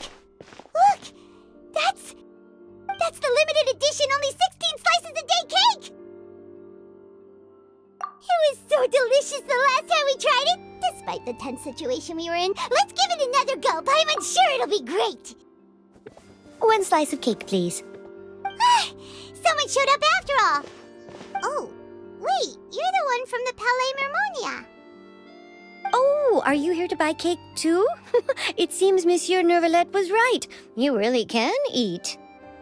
Wait, did he really say something like that? That's right. Even he has his own preferences when it comes to food. As for me, I love the cake and coffee here. Do you come here often? Usually every day. Every day? It's part of my daily schedule, apart from work. I shall have my cake and coffee. Then what if someone told you one day that this place would be closing soon, and you wouldn't get to eat cake here anymore? Well... But why would it close? Well, Paimon doesn't know either, but... Maybe the waters will rise tomorrow. You know... Oh, the prophecy. To be honest, I haven't paid much attention to that. No, still, even if there'd be no more cake tomorrow, that wouldn't keep me from having some today. No, it's the same for eating in general. You might not be able to eat tomorrow, but if you can do so today, then you should carry on. That's what people call living, you know. Huh. Don't be sad. Excuse me, could I have 2 more slices of cake to go? These 2 slices are for you. Sijuin said that this kind of expression you're making is what humans call being sad. Oh, you know Sijuin? I sure do. She was born before me, and she sometimes comes to the surface to teach us things about humans. She said that humans are creatures that are saddened easily, yes, and you can only lift their spirits by feeding them delicious food. So please try the cakes here. I've got something else to do, so I'll be going now. You two try to stay in a good mood after eating, all right? Bye!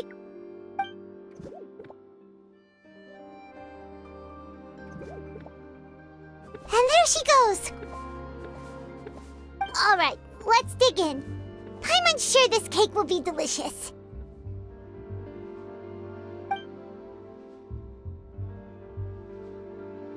It's more delicious than last time! And the flavor gets even better with a sip of tea. It sure would be nice if we could come again tomorrow. Sure would be nice if we could always eat delicious food here.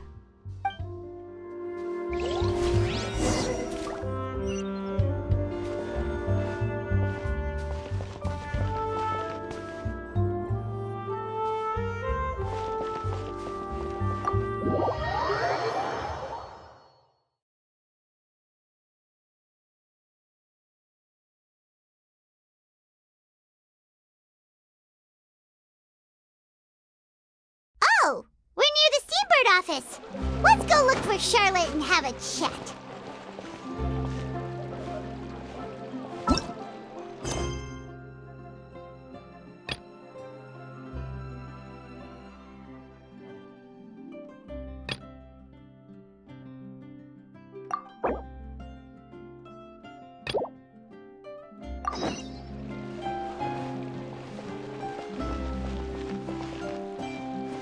Shadows of Fate!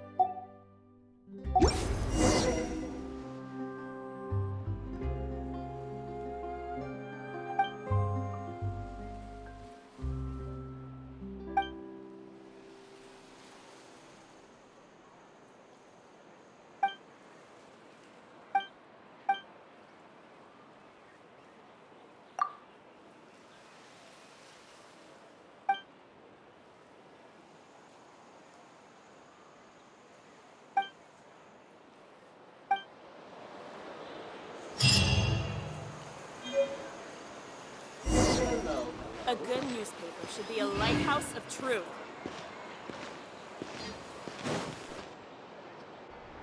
Wow! If it isn't the Traveler and Paimon! Oh, have you seen the article I wrote about you? Ha! You've got some nerve! You just used us to make some quick mora! Oh, you needn't worry about that. I heard that you were in Poisson some time back, so I sent you a letter to discuss just that. It appears you didn't receive it, though.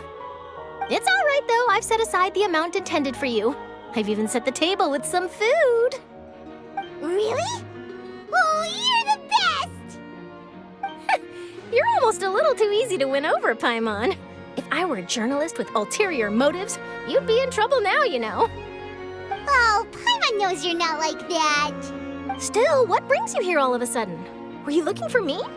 A friend of ours met you a while back, and when she mentioned it, we thought of coming to see you. Her name's Mona. Ah, so you know Miss Mona as well. She's a guest columnist for our paper. Really good one, too. She's so young and already such a brilliant astrologist. So she mentioned me? What did she say? She said that you're a real daredevil of a journalist. Nice. In which case, can this daredevil journalist dare to request an exclusive interview with the legendary Traveler and Paimon? Huh? So your article in the paper today doesn't count? Oh, of course it doesn't. That was more like live photography. What I'd like to do is dive deeper and ask you to talk about the things you've seen and experienced. Yeah, are we even qualified enough? Why not? If I say you're worth an interview, then you're worth it. But not right now, of course. I'll need a few days to prepare. Oh, in that case, we'll just chat when you have the time then? Oh, so that's a yes? Ooh, splendid! I'll tell the editor-in-chief immediately. I'll have to apply for lighting, a venue, some props, and... Whew, so much... Wait, Charlotte, Paimon's still got a question for you. And what's that? If, just for example, Fontaine were to be... Huh, that's the prophecy you're talking about, isn't it? I mean, I do hear about it often, but I've never once thought that the day could be tomorrow. If you're seriously asking, then I might try and think of a way to leave Fontaine. Oh, but I'm still a journalist first and foremost. That means I have a duty to be reporting from the scene. And secondly, I wouldn't forsake my homeland that easily. From what I've seen, most people don't know what they'd do should the worst come to pass. In truth, it might be better just to behave like normal rather than worry over such an end. So in all likelihood, I'd probably still be prepping at the office for that interview of ours. I know what you're thinking. That sounds a bit sad, but I've always believed that it's best to do what you enjoy. Just think about it. If this nation really were to be suddenly destroyed tomorrow, but I still successfully finish an exclusive interview with a truly unique person, then the story I would wind up writing would truly be timeless. And then do you know what I'd do? Well, I'd write that story, send it for printing, and use messenger pigeons to get copies out to the various nations as soon as possible. I'm not a dreamer, nor am I a workaholic, but I do love my job, and I'd be proud of leaving such an article behind. I guess you could say that I was born to be a journalist. But anyway, that's my answer. And on that note, I'll get back to my preparations. That's so nice. All of a sudden, Paimon actually kinda envies her. Anyway, let's go and take a look at the sea, shall we?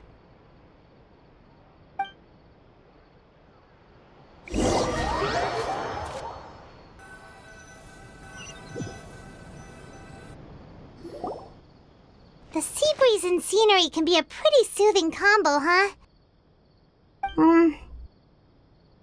Paimon's been thinking.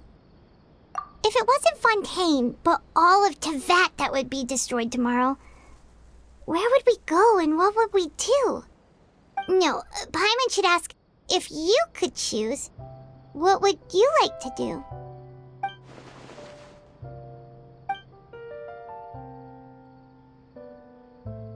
We've always been moving to the next destination, so we haven't spent much time thinking about these kinds of things. We didn't have to either, with us always being on the road and whatnot. You mean, Still traveling? Huh. Wait, isn't that what we've always been doing?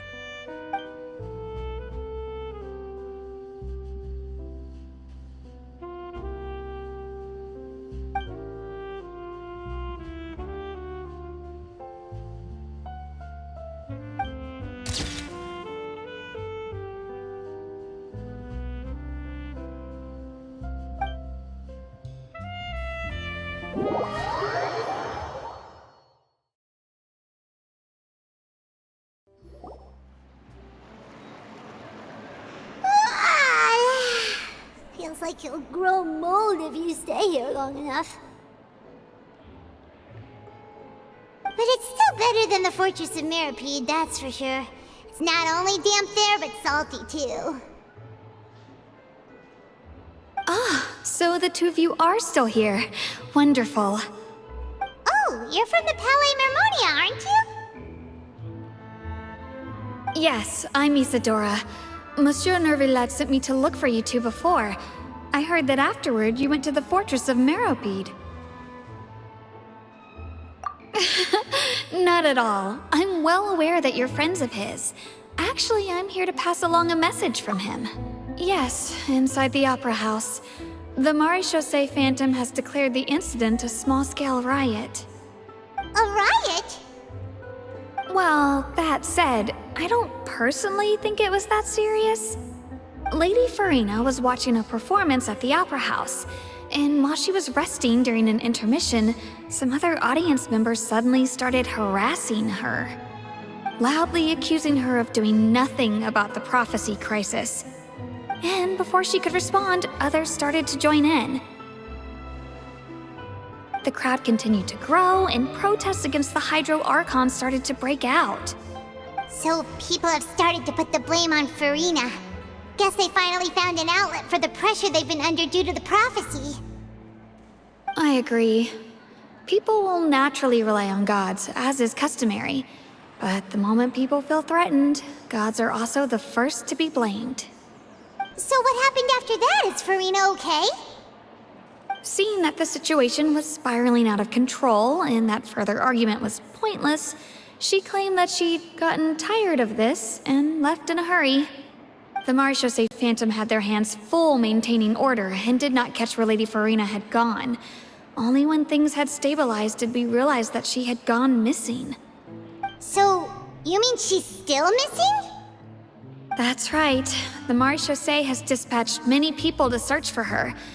That said, I don't think there's much to worry about. She is a god after all.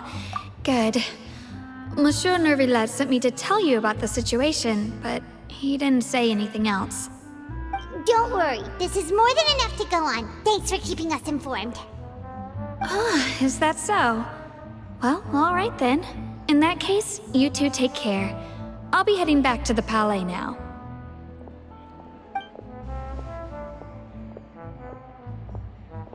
Well, sounds like we should hurry over to Poisson then. If we know Farina, she won't try to fix things in this situation. Instead, she'll look for a place to wait out the heat. And, as we also know, she may be loud and dramatic, but she doesn't have a heart of stone. When Nervillet was talking to her in the Palais Mermonia, and she heard about Poisson, she couldn't hide her sadness and remorse. It would be hard for her to ignore being accused by the public today. Paimon thinks Farina's probably taken the opportunity to slip away to Poisson and...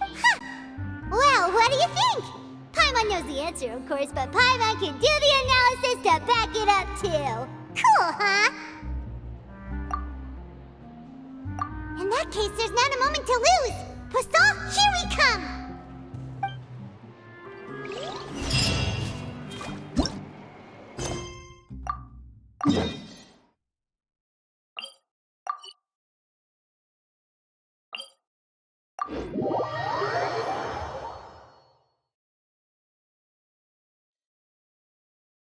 This place looks deserted. Guess all the survivors must have evacuated already. All that's left here are signs of devastation.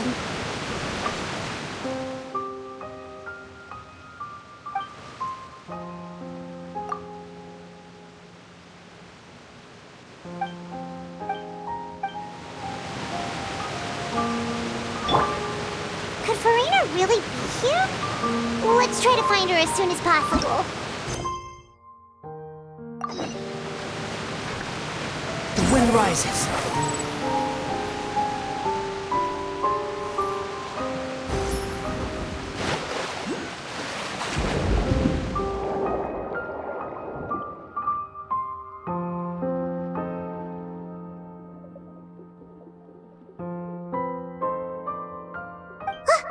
That's Farina, right over there. She really... Should I just... What was meant to happen did happen after all. I'm sorry. I am so sorry. Give up, Farina.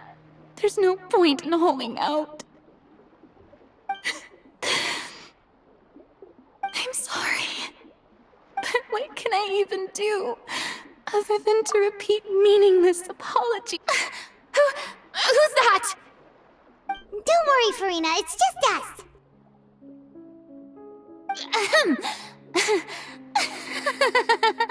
So it is you, blonde traveler from another land.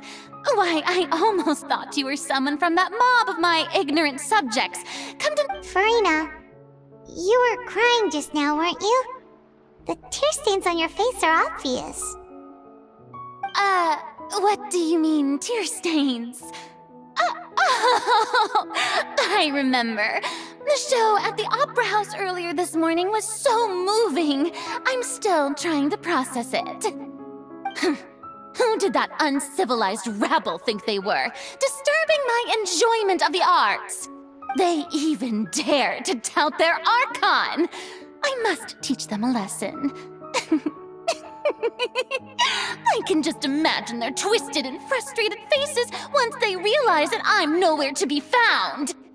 Oh, and I'm sure Nouvellette and those people from the Marish Chaussee Phantom are freaking out right next to them, too. Of course not. Hey, there she is! The Hydro Archon's over there! Quick, after her!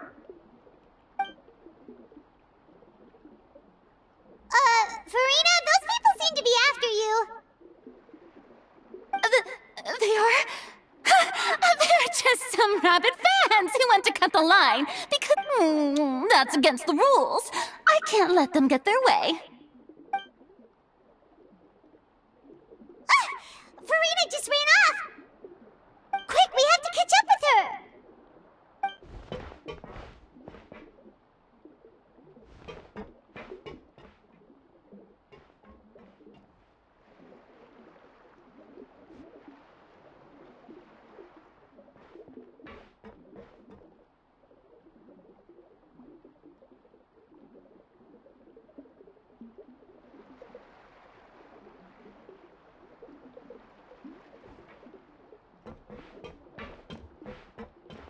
This should be the place, right?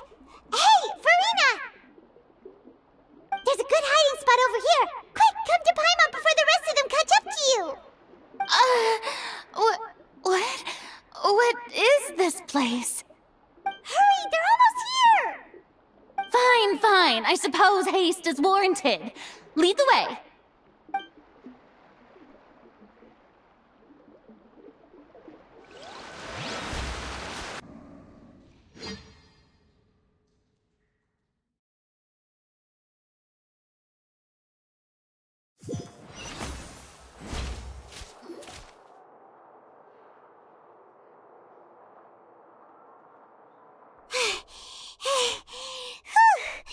Paimon's exhausted.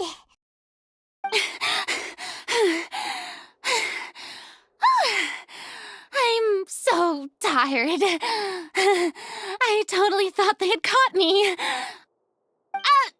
I mean, I merely gave in to the sheer enthusiasm they displayed.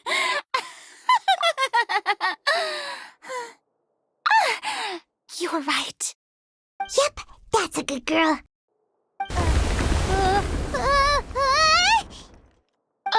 What's happening? The ground's shaking. Is it an earthquake? Yeah, a quake of this kind preceded the flooding in Poisson, didn't it? It can't be. It's happening again? Well, there's no need to worry too much about that. Novelette's made some emergency plans, so the evacuation should go a lot smoother this time. Yeah, I hope you're right. But the people of Poisson, they've already...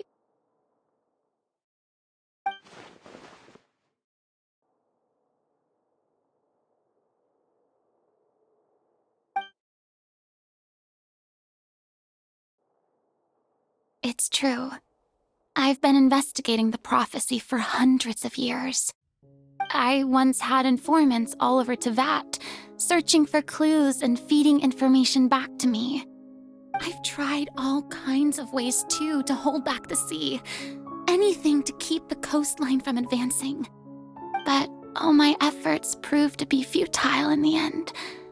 Really, the truth has been clear to me for a very long time.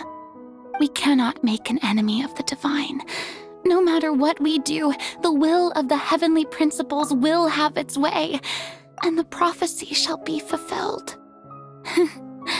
Give up. I do love the sound of that phrase. It would mean finally coming to terms with fate, but also for me to finally be free. Indeed, I've thought about giving up so many times, especially after we almost lost Poisson. Fate is really unreasonable, isn't it? It has no heart and obeys no rules. The prophecy has only just started to come true, and so many people have already lost their lives. But just now, it all became clear to me. I still don't have the right to come to terms with fate on behalf of everyone else. As long as the final moment hasn't come, it's still not too late. Don't worry. I will keep hope alive for everyone until the very end. Well, that's enough for now.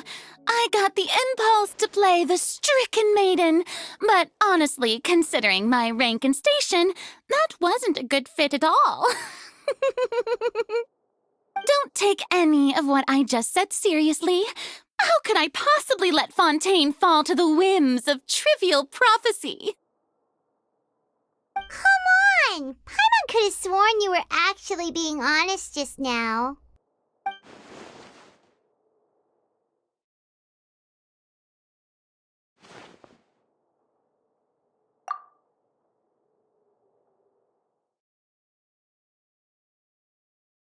Share my burden. That's impossible. It was fated right from the start that this would be my duty alone. A witness. Yes, I've heard that you came to Tevat from beyond the stars, yes. And if Tevat is, in its entirety, a show on a stage, then you're just a spectator, aren't you? If that's the case...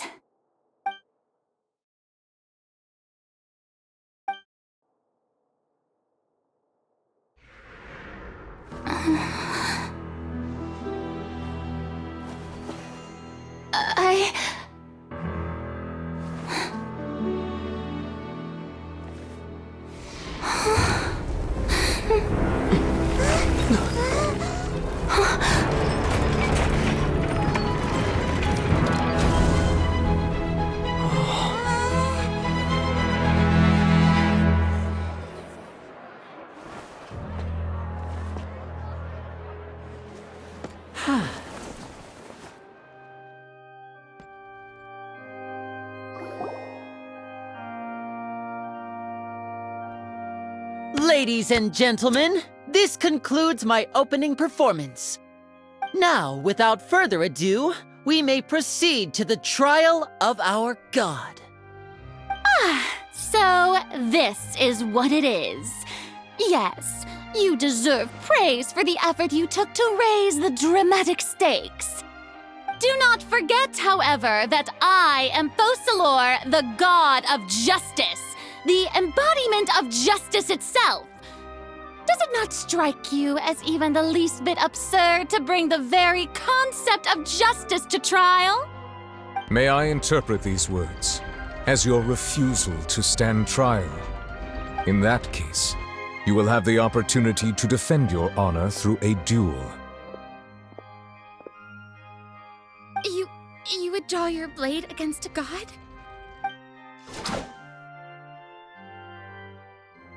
I see. It seems like you have made up your mind.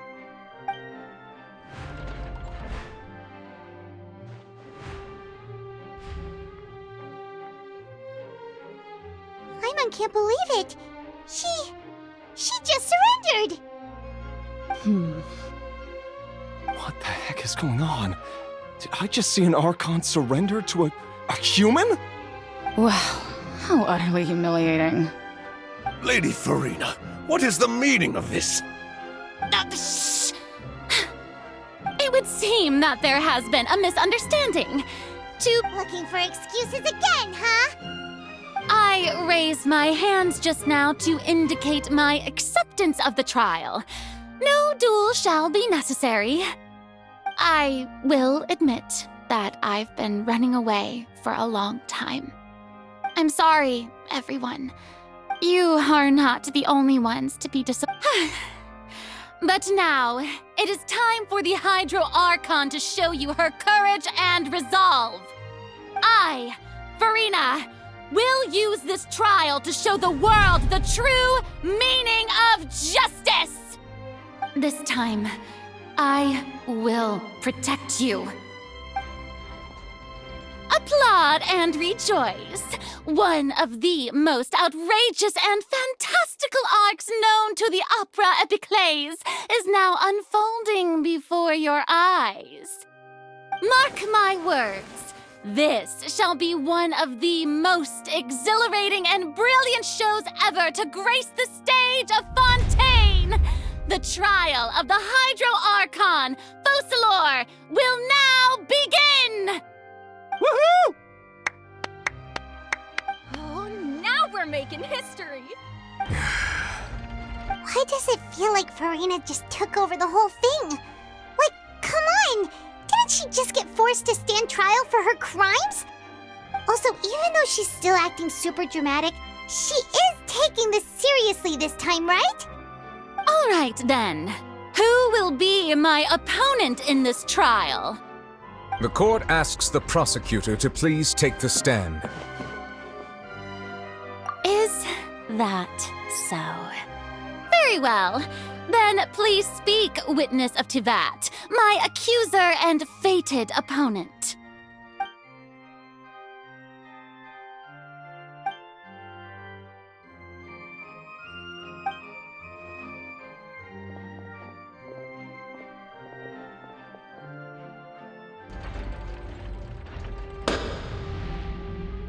Also, please allow me to ask, as a final question before the trial begins. Just how much work did you do to force me onto this stage? Well, we did do a lot of prep after the meeting that day. I can go over the tasks assigned to the Spina di Rosula, since they were rather straightforward and easy. Navia, the president of the Spina di Rosula. Most of the people who participated in the disturbance this morning were my subordinates. They changed into plain clothes and came to the Opera House as regular audience members, waiting for the perfect opportunity to incite insurrection against you. The people's resentment against their Archon has been building as more and more of the prophecy is fulfilled. A spark was all we needed to turn smoldering anger into a flame. Moreover, according to our understanding and analysis of you, when something like that occurred, you would likely flee the scene and head to Poisson by yourself. So, we arranged for a second group to lie in wait there. So, you mean, the ones who scoured the settlement for me were also from the Spina? And their goal was to force you to step into the giant magic box so you may personally participate in the greatest magic performance in all of Fontainian history. That's right. That house was a magic box, rather than someone's residence. As the super ultimate version of the setup that I used when I first performed at the Opera Epiclese, the volume of the box was increased by a whole order of magnitude, and the distance it traversed was the entire gap between Poisson and Araneas. Its cargo, of course, was an Archon instead of a human. My thanks, Farina. Without your help, we could never have pulled off such an extraordinary performance. You're welcome? Of course, this performance was only made possible with Father's support. The House of the Hearth spent a massive amount of labor in Mora to pull this off. We had to select a location, construct the giant magic box, dig a tunnel, and open up a path through the water. It was— So, in other words, the earthquake that we felt within the giant magic box was just a normal tremor from the transportation of the whole house? That's right. It wasn't a sign of another disaster to come. Then, I can guess Nervilette and Cloran's parts. You gathered a crowd, prepared a stage, and made sure that the champion duelist would be immediately ready for a fight. Also that as soon as I appeared on the stage, the trial may commence without a hitch. Am I right? Yes, that is correct. Well, Clorand, I must commend you for your courage. Thank you. As for you, traveler, I suppose your role was to keep me distracted with conversation once you found me in Poisson. You'd make sure that I didn't notice anything amiss before revealing yourself as my prosecutor once we'd arrived onto the— Oh?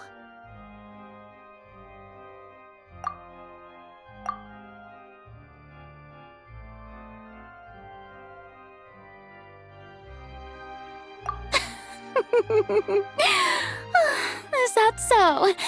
Then I suppose I must have missed my final chance. It's fine. It matters not. What's done is done. The stage is already set, so there's no reason to disappoint the audience. Let's see this trial through to the very end.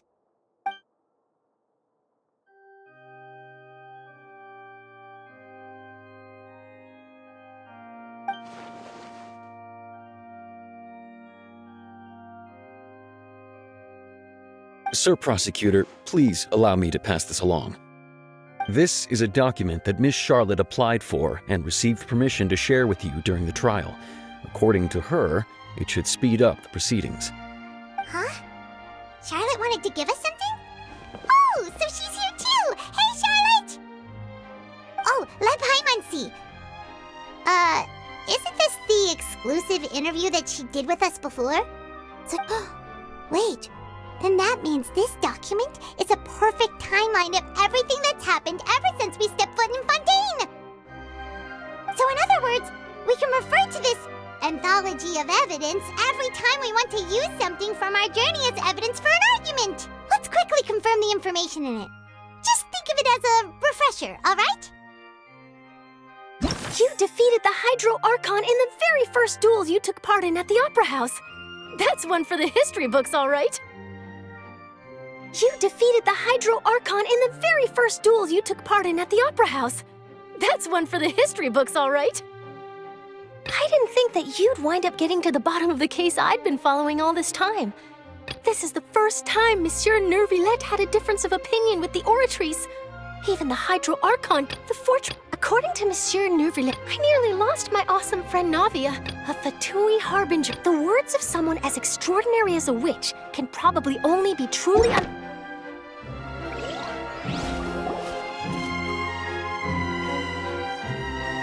The prosecution and the defense are both in position. The trial shall now begin. Oh, come on, Nervilette. There's no need to repeat all the unimportant legalese. Just fast forward to the part where the prosecution lays out my offenses. As the defendant and the lead actress of this performance, I still haven't even been informed of my supposed guilt in all of this. Of course, it is only natural for humans to struggle to understand the actions of a god. However, you will need more than that to convict me of a crime. That's true, but my charge here is unrelated to your conduct as an Archon. Instead, I would like to charge you as a fraud who's never been the Archon in the first place. Wait, what was that? Lady Farina's a fraud? Hey, I came here thinking that we were going to try the Hydro Archon for forsaking our duty, but did I hear that right? She's not our Archon at all? Charge accepted. Lady Farina, do you plead guilty to the charge? Lady Farina. I plead not guilty. How can I be guilty? There is no way that I, Focalor, otherwise known as Farina de Fontaine, a member of the Seven and the Regina of all waters, kindreds, peoples, and laws of Fontaine, could be anything other than your true Archon. Yeah, even though Lady Farina can be rather eccentric, isn't it going too far to doubt her very identity? Yeah, I've never questioned her identity either.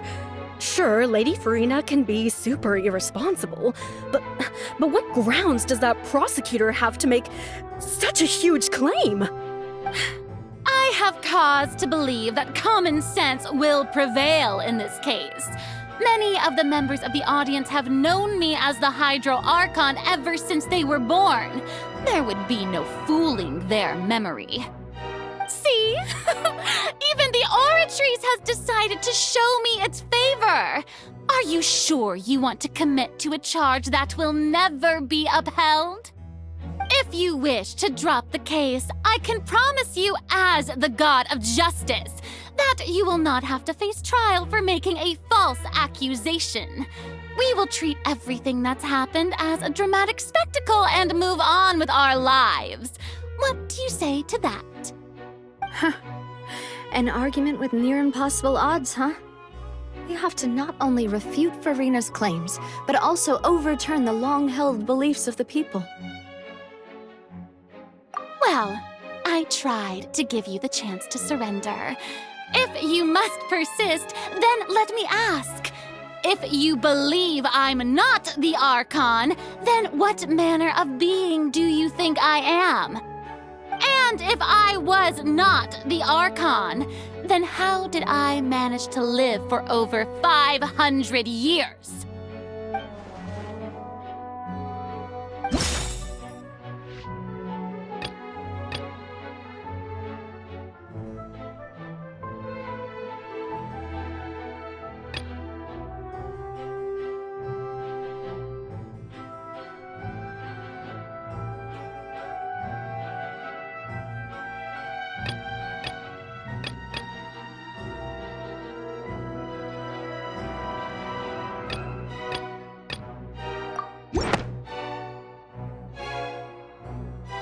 First of all, you may be a member of another long-lived race, which would allow you to naturally possess an extended lifespan. And second of all, even if that wasn't the case, there could be other ways to extend your life. Who gave you that idea? Was it the knave? You'd sink so low as to use a harbinger's words against me. A curse? I once thought it possible that the aura of an Archon might naturally resemble a type of curse. But in light of this claim, perhaps what I sensed was not your divinity, but a curse after all. Neverlet sensed it too, huh? Lady Farina is actually a human? Well, it is true that it's extremely difficult to tell humans and gods apart just by looking at them. It's not impossible.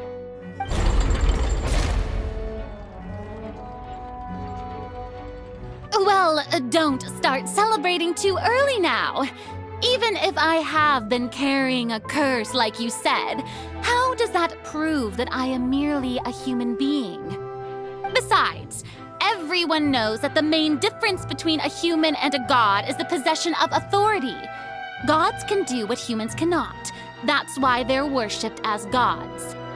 For centuries, manifestations of my authority have served the nation of Fontaine. One need only to turn their eyes towards the Oratrice Mécanique d'Analyse Cardinal in this very opera house, or consider the indemnitium that is used in every aspect of life.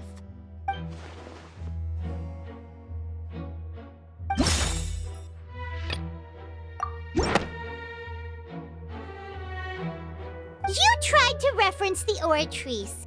But weren't you as confused as all the rest of us when the Oratrice declared Child to be guilty without any proof?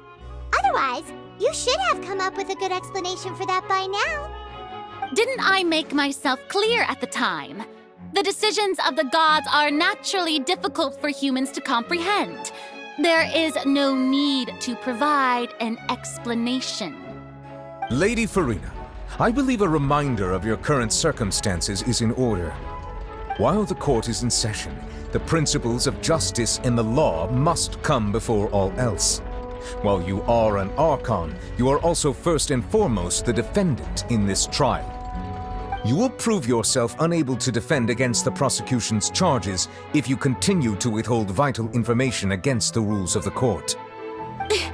I never thought you'd use that kind of rhetoric against me. That was no trick of rhetoric, Lady Farina. I've merely reiterated the rules of the court, rules that all should respect and follow. So, you neither knew why Child was declared guilty, nor did you understand the structure and operations of the Oratrice. Instead of having been created by you, the manifestations of authority you mentioned have been made by the real Hydro Archon, haven't they? The real Hydro Archon? Well, now you're really losing me. It is true that I did not know why the Oratrice gave out a guilty verdict that day. But the Oratrice handed out that verdict unilaterally, and it has been operating independently ever since it was first created.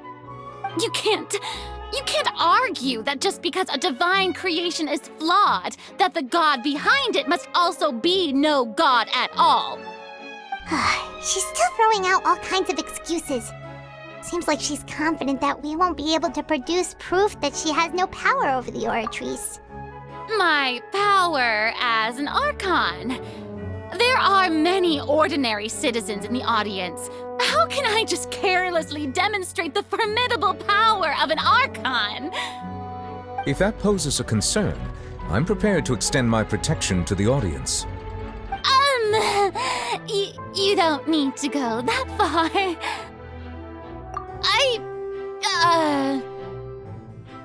Aren't you the Hydro Archon?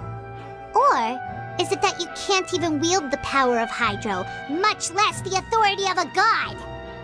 Indemnitium! Yes! It's all because of Indemnitium! All Archons derive their power from the faith of the people, and I've converted the people's faith in justice into Indemnitium! Thus did I give up all of my divine power to provide everyone with energy for their daily lives. Have you ever seen a more magnanimous god? Isn't that a huge stretch? Yeah, no matter how generous an Archon can be, how could they give up all their power? Can a god with no power even still be called a god? It seems like nobody's buying Farina's excuse. Hey, come now, everyone! Please don't stare at me as if I was a liar! I'm still the same Farina you knew, right? The one that you loved! Should it please? If what the prosecutor said is true, she really has committed a grave offense. Did she deceive all of us? And all of our parents and grandparents too? And all of our ancestors? Ever since they were born? Enough! That's enough! Tell me then, if I'm not the real Hydro Archon, then who is? If you have no evidence of another Hydro Archon's existence, nor can you find anyone who can back up their claim to be such, then what grounds have you to say that I'm not actually the real deal? Wow, she came up with yet another argument. How can we refute her now?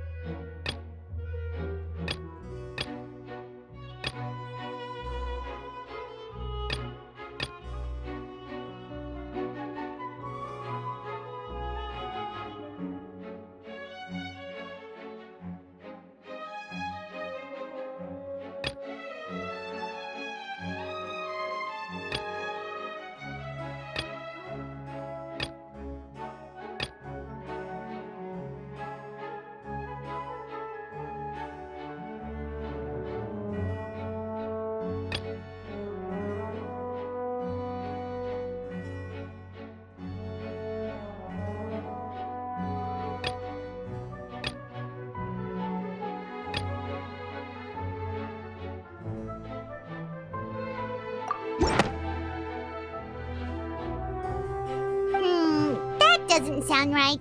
Paimon doesn't think this clue can be used as compelling evidence to build our case.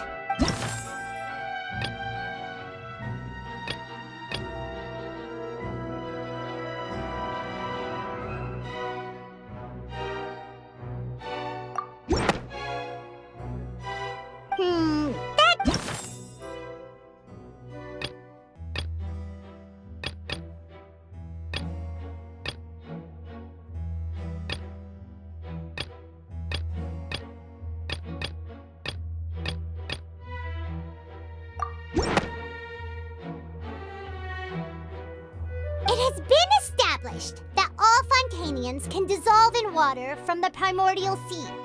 And that means... Since you insist on claiming to be a god and not a human, then there's a method that you can use right here and now to eliminate all suspicions of you being the latter. Miss Navia, please apply to serve as a temporary attorney for the prosecution before addressing the court. Though you act in partnership with the prosecutor, you must still adhere to proper procedure. Super sorry, Monsieur Chief Justice.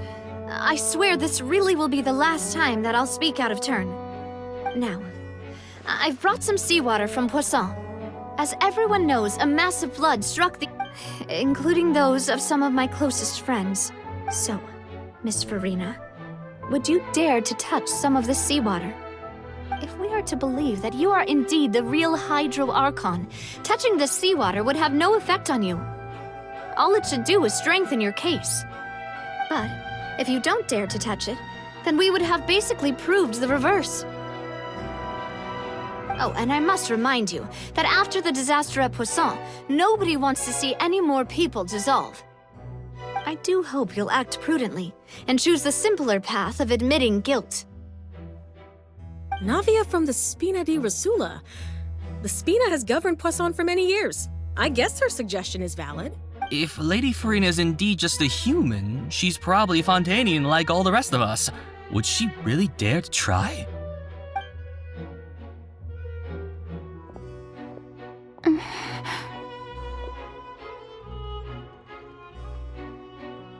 Lady Farina, this test has been unilaterally proposed by the prosecution. As it falls outside the realm of standard court proceedings, you possess the right to decline participation. Well, of course he had to tell her that.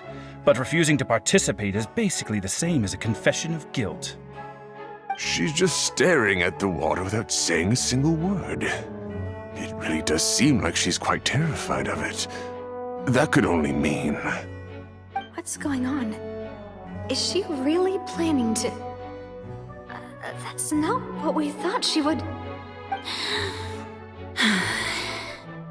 Due to the inherent risk of the test, Lady Farina, you may... What? Hey!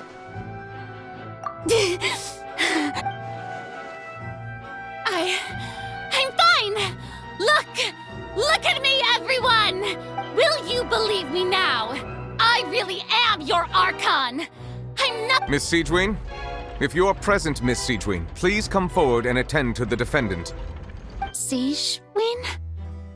Don't be nervous. It'll just take a few seconds. Let me see. That should be enough. Please announce the results of your evaluation to the court, Miss Siegewien. As everyone doubtlessly saw, Miss Farina was displaying symptoms of hyperventilation and flushed skin. These indicate that she was experiencing the adverse effects of exposure to primordial seawater. The extent to which she was affected is the same as other humans when exposed to primordial seawater of a similar concentration. Thank you, Miss Siegewien. Lady Farina, you may return to the defendant's stand.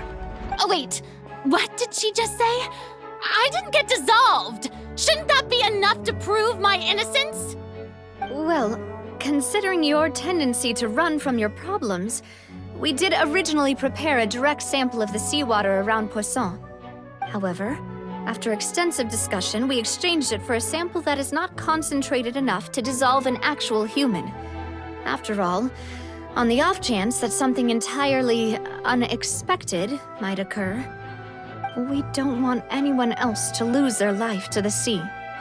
Yeah, so out of regard for Farina's life, you secured a low-concentration sample and asked the head nurse to serve as an expert witness. It's a great thing that the direct sample wasn't actually used. Farina could have... I can't believe... you...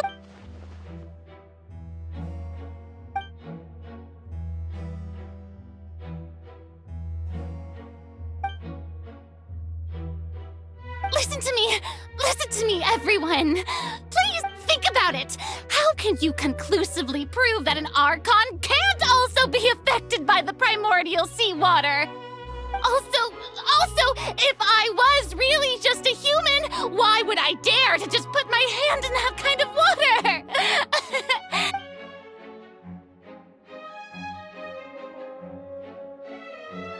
Please, everyone! Anyone, just listen to me! I swear, I really am your Archon!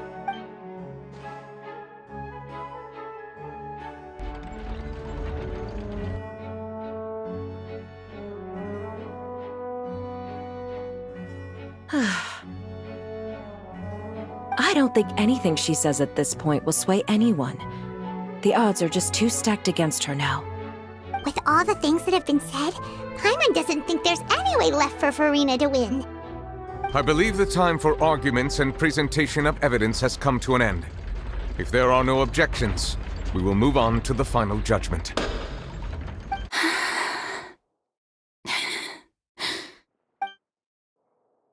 I don't think anything she says at this point will sway anyone. She's too stacked against her now.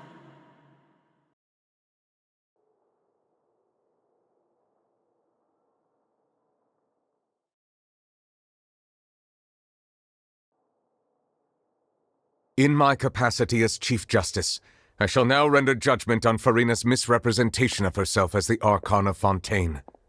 As a human who knowingly deceived her fellow citizens, Farina is... guilty.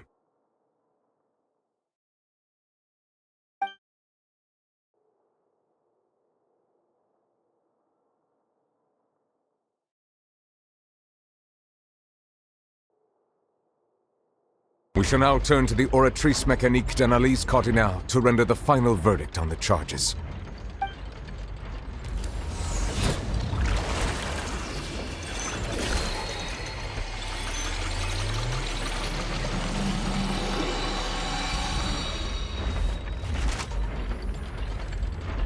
According to the judgment of the Oratrice Mécanique d'Analyse Cardinale, Farina is... Well, what's wrong? What's the Oratrice's verdict? No, the Oratrice also displays a guilty verdict. Isn't that correct, then? However, the exact wording of the verdict is thus: the Hydro Archon, guilty, to be punished via the death sentence. The death sentence? That's actually one of the available sentences? I've always thought that it was just a myth. The one and only time the death sentence has been handed out at the court, and it's been given to the very person we've worshipped as the god of justice? What an unexpected twist. Farina's been sentenced to death by the Oratrice? We just wanted to use the trial to show her the seriousness of things so she'd tell us the truth. This outcome is indeed quite strange. According to Fontaine's current definitions of justice, as well as its recommendations for criminal sentences, is this sentence really appropriate for the crimes that have been committed? Yeah! Even Fauché wasn't sentenced to death by the Oratrice. You know, the real evil mastermind behind the serial disappearances case. Indeed. Not only is Farina's sentence overly excessive, the very point of our trial today was also to prove that Farina has never been the Hydro Archon in the first place. But now, the Oratrice seems to have deliberately invoked the title of the Hydro Archon.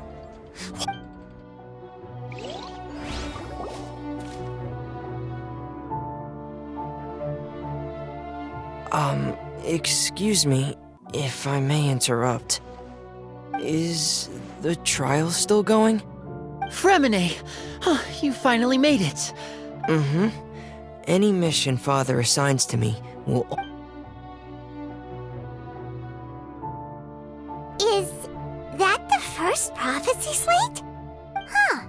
So the knave privately arranged for Fremine to try and find the missing slate. I looked everywhere and finally found it at the bottom of the sea.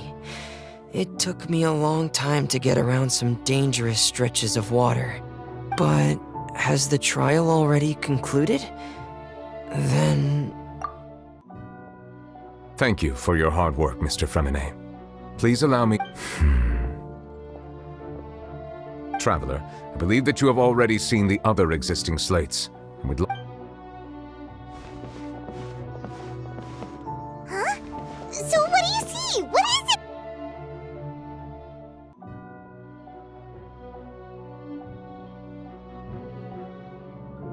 I believe I've now made sense of the Hydro Archon's crime. It has to do with Fontaine's lost history. Huh? Isn't the Hydro Archon just guilty of deceiving her people? Oh, wait, no, that's Farina, and we've already proven that she's not the Hydro Archon. So when you say Hydro Archon, do you mean the real Hydro Archon we've been kinda talking about? In truth, everything that you've encountered in Fontaine up until this point can be traced back to the contents of these stone slates. However, I'm uncertain as to how much sense they currently make to you. Okay, let's try to recall the contents of the other 3 stone slates.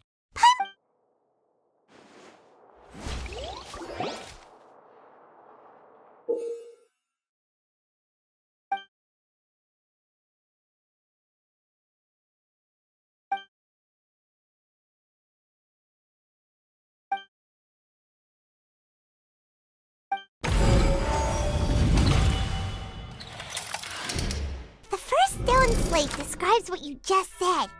It seems to show the previous Hydro Archon using her divine power, and then the Oceanids turn into humans. Does that mean that Fontanians are transformed Oceanids? Oh, the second stone slate shows Celestia floating in the sky, and the Hydro Archon and her people worshipping it together.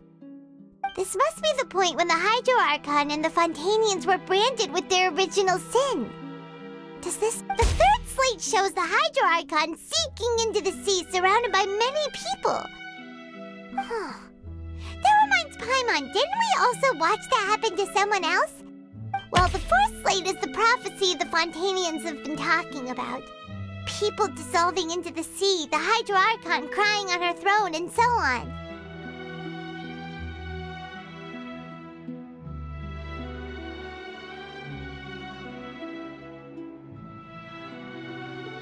We didn't believe that such a crazy disaster could happen at first, did we? But after that incident, it was just a question of when and not if.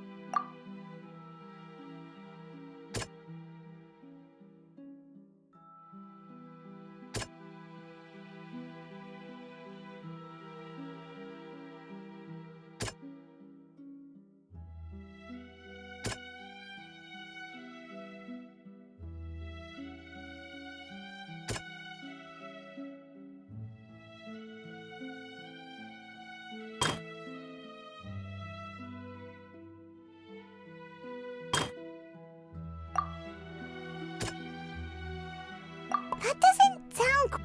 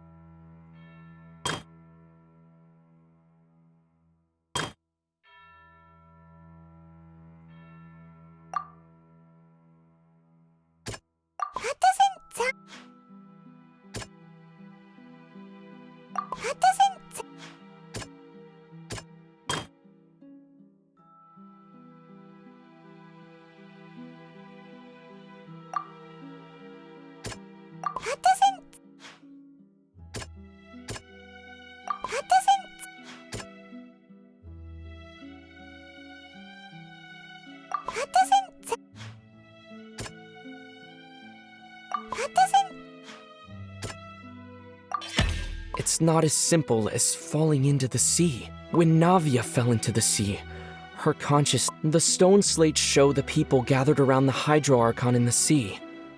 Could...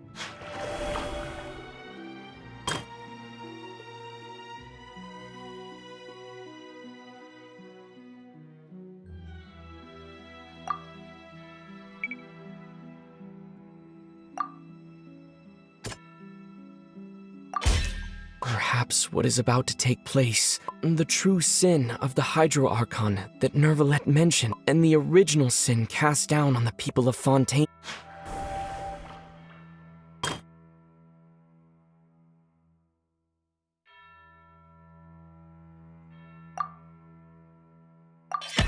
We know from the case of the serial disappearances of young women that Fontainians, and the first stone slate tells us that long ago, the Hydro Archon used her power. This might be the reason that Fontainians can dissolve.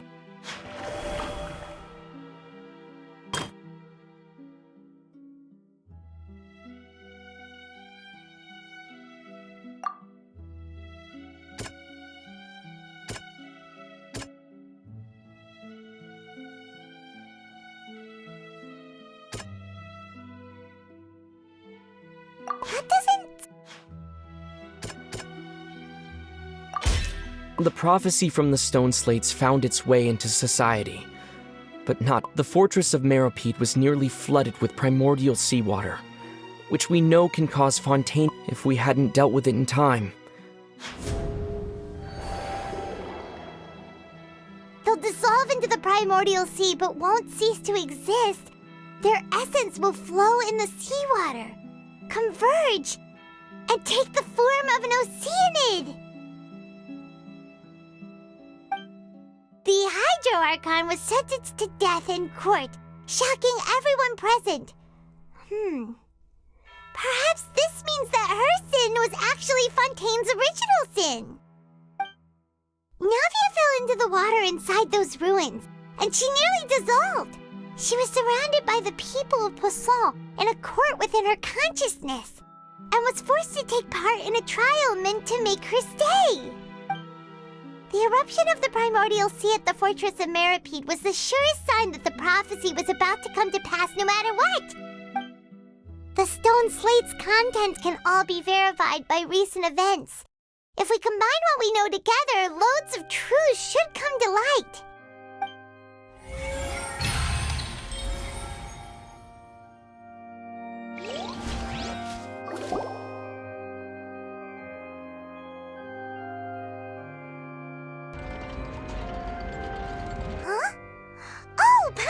It now. But then it feels like we're going to have to share some truly shocking revelations. Let's hear them. Incredible. Linny, did you hear that? We're not real humans. All Fontainians were originally created by the late previous Hydro Archon, with oceanids as their basis. The evidence for that can be found in how only Fontanians could dissolve in primordial seawater, and how all the girls Vacher dissolved were also turned into Oceanids. Oh, and according to Navia, when she was about to get dissolved, she also saw everyone gathered around for a trial. Indeed.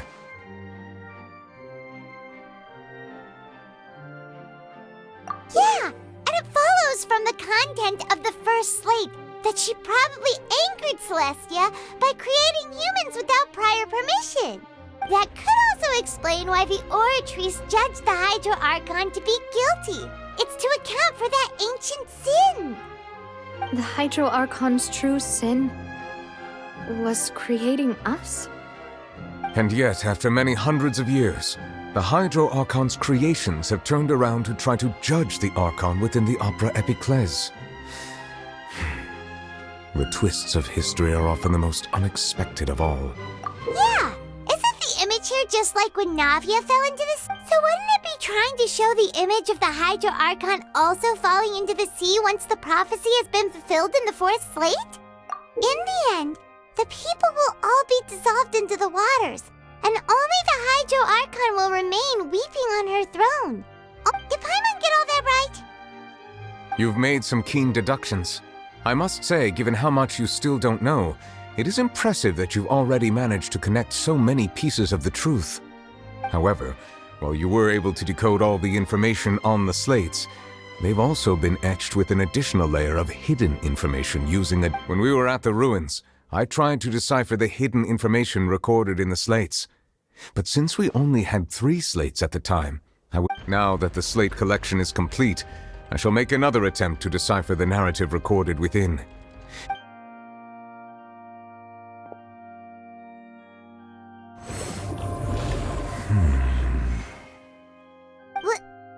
Well? Did you get it? I believe I should share this truth not only with you, but with all the people of Fontaine as well. I will try to briefly summarize it for you. Your hypotheses regarding the origin of Fontanians and the sin of the Hydro Archon were both correct. In the Fontaine of old, the previous Hydro Archon sensed the yearning of her Oceanid familiars for life on land. The Oceanids were enamored with the beauty and romanticism of human beings, and wishing to have those experiences for themselves, expressed to the Hydro Archon their desire to become of a similar kind. However, even though water as an element is intricately linked with the power of life, the Hydro Archon, as one of the 7, did not possess the authority to create a new form of human life. Not one to give in, she eventually found a way to create permanent humanoid bodies for her familiars by appropriating the power of this planet's primordial sea. She poured primordial seawater into the Oceanids' blood vessels, creating humanoid mimics in the process. But if Fontanians were to ever come into direct contact with water from the primordial sea, the power within their bodies would escape these artificial restraints and return to the sea. As a result, their forms would collapse, and they would be reverted to their original forms as Oceanids. Of course, the Hydro Archon never received permission from the heavenly principles to create a new human race. And thus, the Hydro Archon and all of her creations came to shoulder the original sin of appropriating the power of the primordial sea. That is the true history of how the people of Fontaine first came into being. So we were all Oceanids before we turned into human beings? That's way too much information for me. I think I'm just going to pretend that I never heard a single thing. Wait, but if that's the truth, we can't let the Hydro Archon be sentenced to death. After all, her only sin was creating us. This really might be too much information for your regular Fontanian, but it does answer a lot of our questions. Alas, your hypothesis regarding the 3rd and 4th stone slates was inaccurate. The slates' respective positions are, in fact, correct. A key point of the visual on the 3rd slate is how all the individuals depicted in the water are humans rather than Oceanids. They have not been dissolved, which implies that the water depicted in this slate is not water from the primordial sea. The nation of Fontaine is the nation of Hydro, as well as the nation of Trials and Justice, Instead of being the literal element, the water in the scene symbolizes judgment and justice. You may also recall Navia's experience. When she fell into the sea, her consciousness was surrounded by that of many others who intended to hold a trial to determine her fate. Therefore, the meaning of the third slate is that the people of Fontaine shall try the Hydro Archon at the Court of Justice. Yes, it refers to our present situation.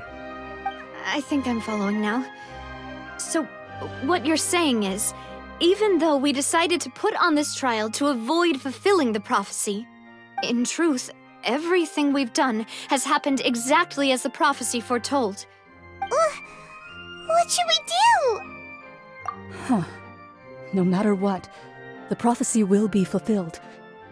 If that's the case, does that mean the scene in the fourth slate will also be fulfilled soon? Traveler, I would like to point out another small fallacy in your deductions. About the fourth slate, you probably thought that the eruption of primordial seawater beneath the fortress of Meripede served as the... However, I believe that rather than being a sure sign, that eruption could in fact only be a small warning of something far worse to come. As for the root cause of the catastrophe, I believe you've already encountered it once before.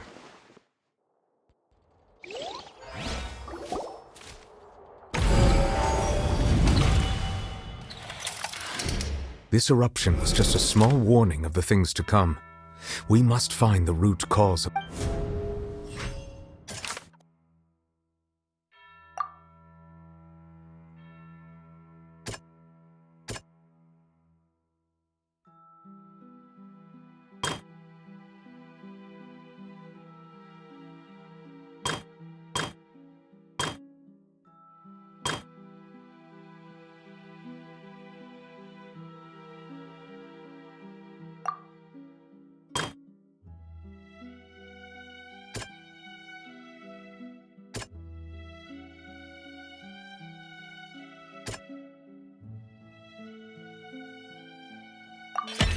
It was both dream and reality.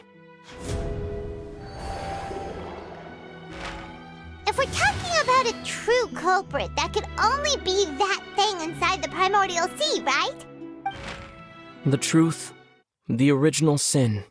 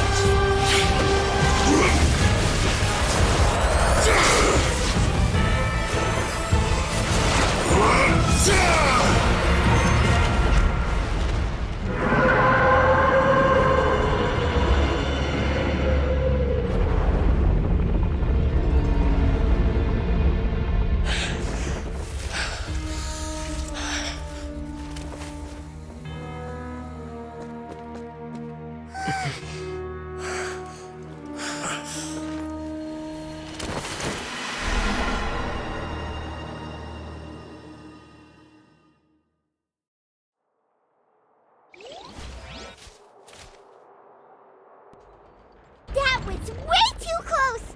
How did that thing just burst into the Opera House? Wait, was that the huge whale you saw in your dream? So we've met it at last. I understand very well why it has chosen to make an appearance here.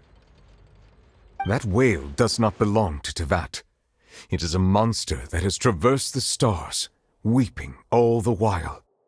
It has been greedily consuming the energy from the planet's primordial sea, using it to grow. That is the main cause for the rising sea levels. And once it has finished consuming all of the energy contained within the sea, it's... You said that when the Hydro Archon first created Fontanians out of Oceanids, Precisely. That whale finds the blood of Fontanians nigh impossible to resist. Therefore, when it left the primordial sea, it decided to make its next stop a packed opera house full of food. We just barely managed to push it back, right? In that case, won't it come back to target the people again once it's managed to recover its strength? That is correct. Indeed, it is more accurate to say that we should thank that Harbinger for buying us some time. Without him, the whale would have likely come onto land far sooner. From the way he looked, he must have been fighting the creature for quite a long time. That battle maniac. We've always known that he had a special connection with that whale, but we definitely didn't expect it to help us out like this. Anyway, now that we know that this whale is the actual cause of the disaster recorded in the prophecy, all we need to do to stop the prophecy would be to find a way to beat it up, right? It is too late. It had already absorbed too much of the primordial sea's energy before we could notice it. At this point, it is even if the entirety of Tevat were to be destroyed, it could still survive and swim off towards some other world. That's not something I will... We've already done everything we can, and we even found the true culprit. We've come so far. You can't just tell me that the last hurdle is some impossible... Indeed. That's not how a grand performance should end. I'll fight it to the end. No matter what. So the prophecy will be fulfilled no matter what, huh?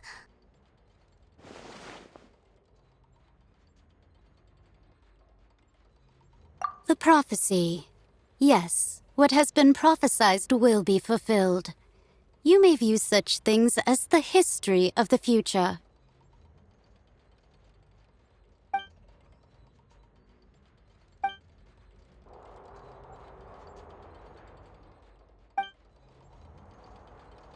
Just as prophecies are usually only the future as seen from the perspectives of the gods, could things be happening in hidden corners where the gods' gaze does not fall? Ultimately, fate shall serve as your only guide, no matter what will happen in Tevat's future.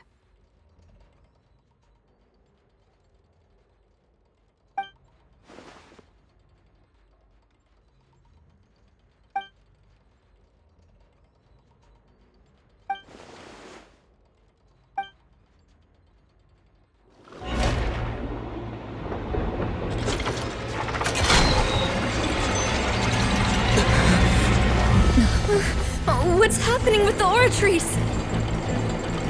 I believe it is preparing to carry out the death sentence.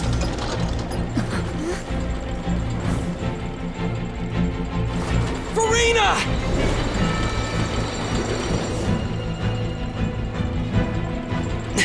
No, I still need answers.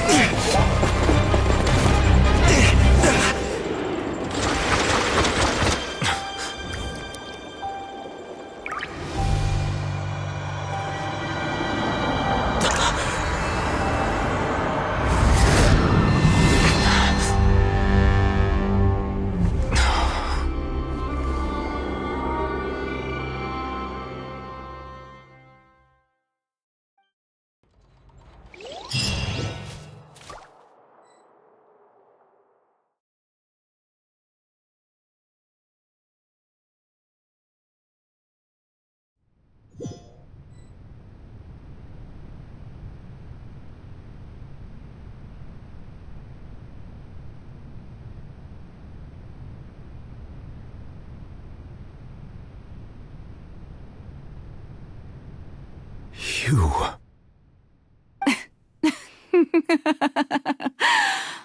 Sorry.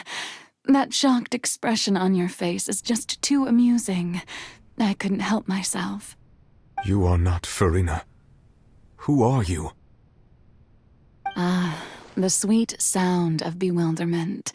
Marvelous.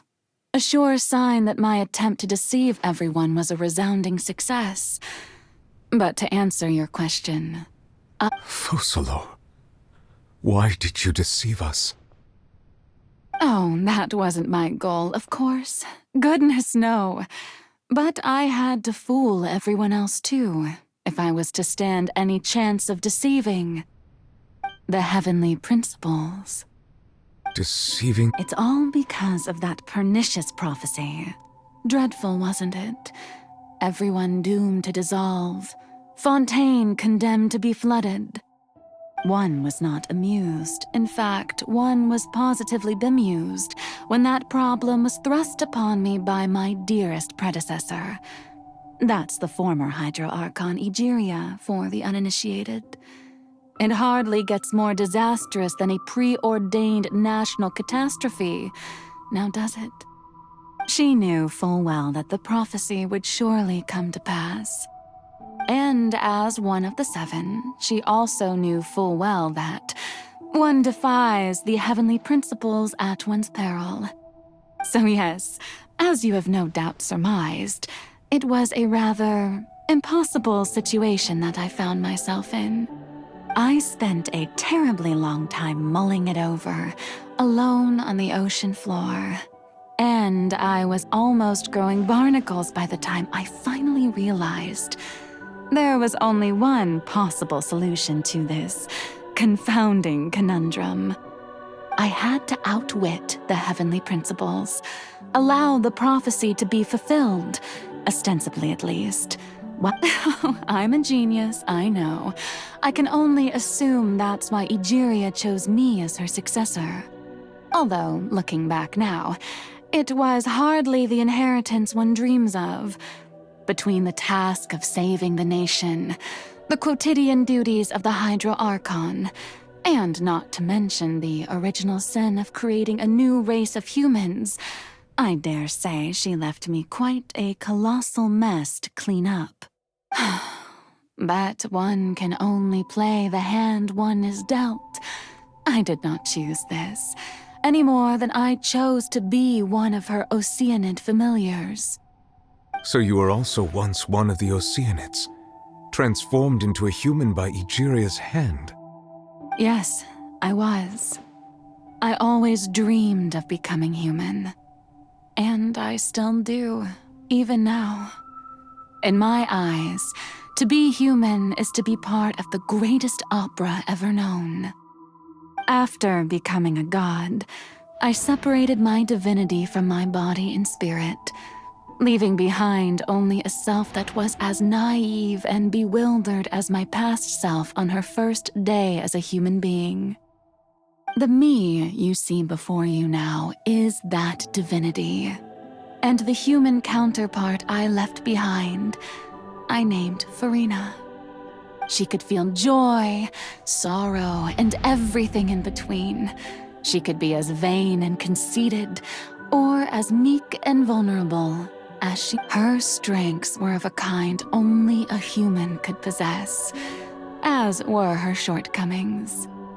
But in my eyes, Farina's humanity was what made her perfect.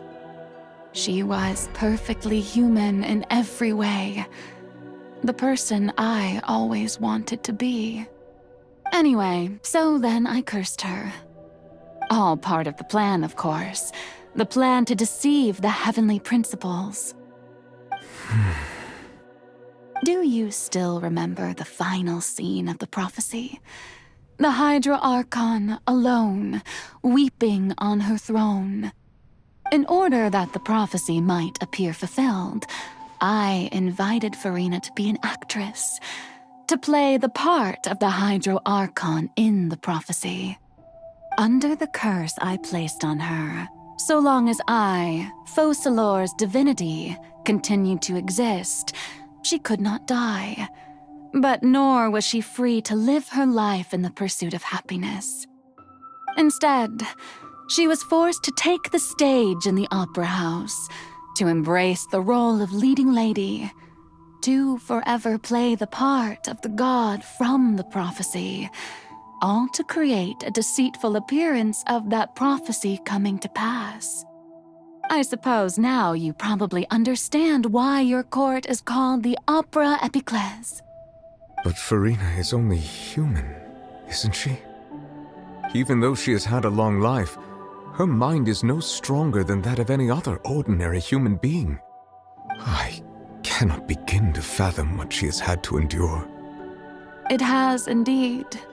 And although she is, in a sense, me in human form, I most definitely owe her an apology for it. It's been 500 years, and all along, she's been playing her part in the most unimaginably long, unbearably lonely, and agonizingly painful opera of all time.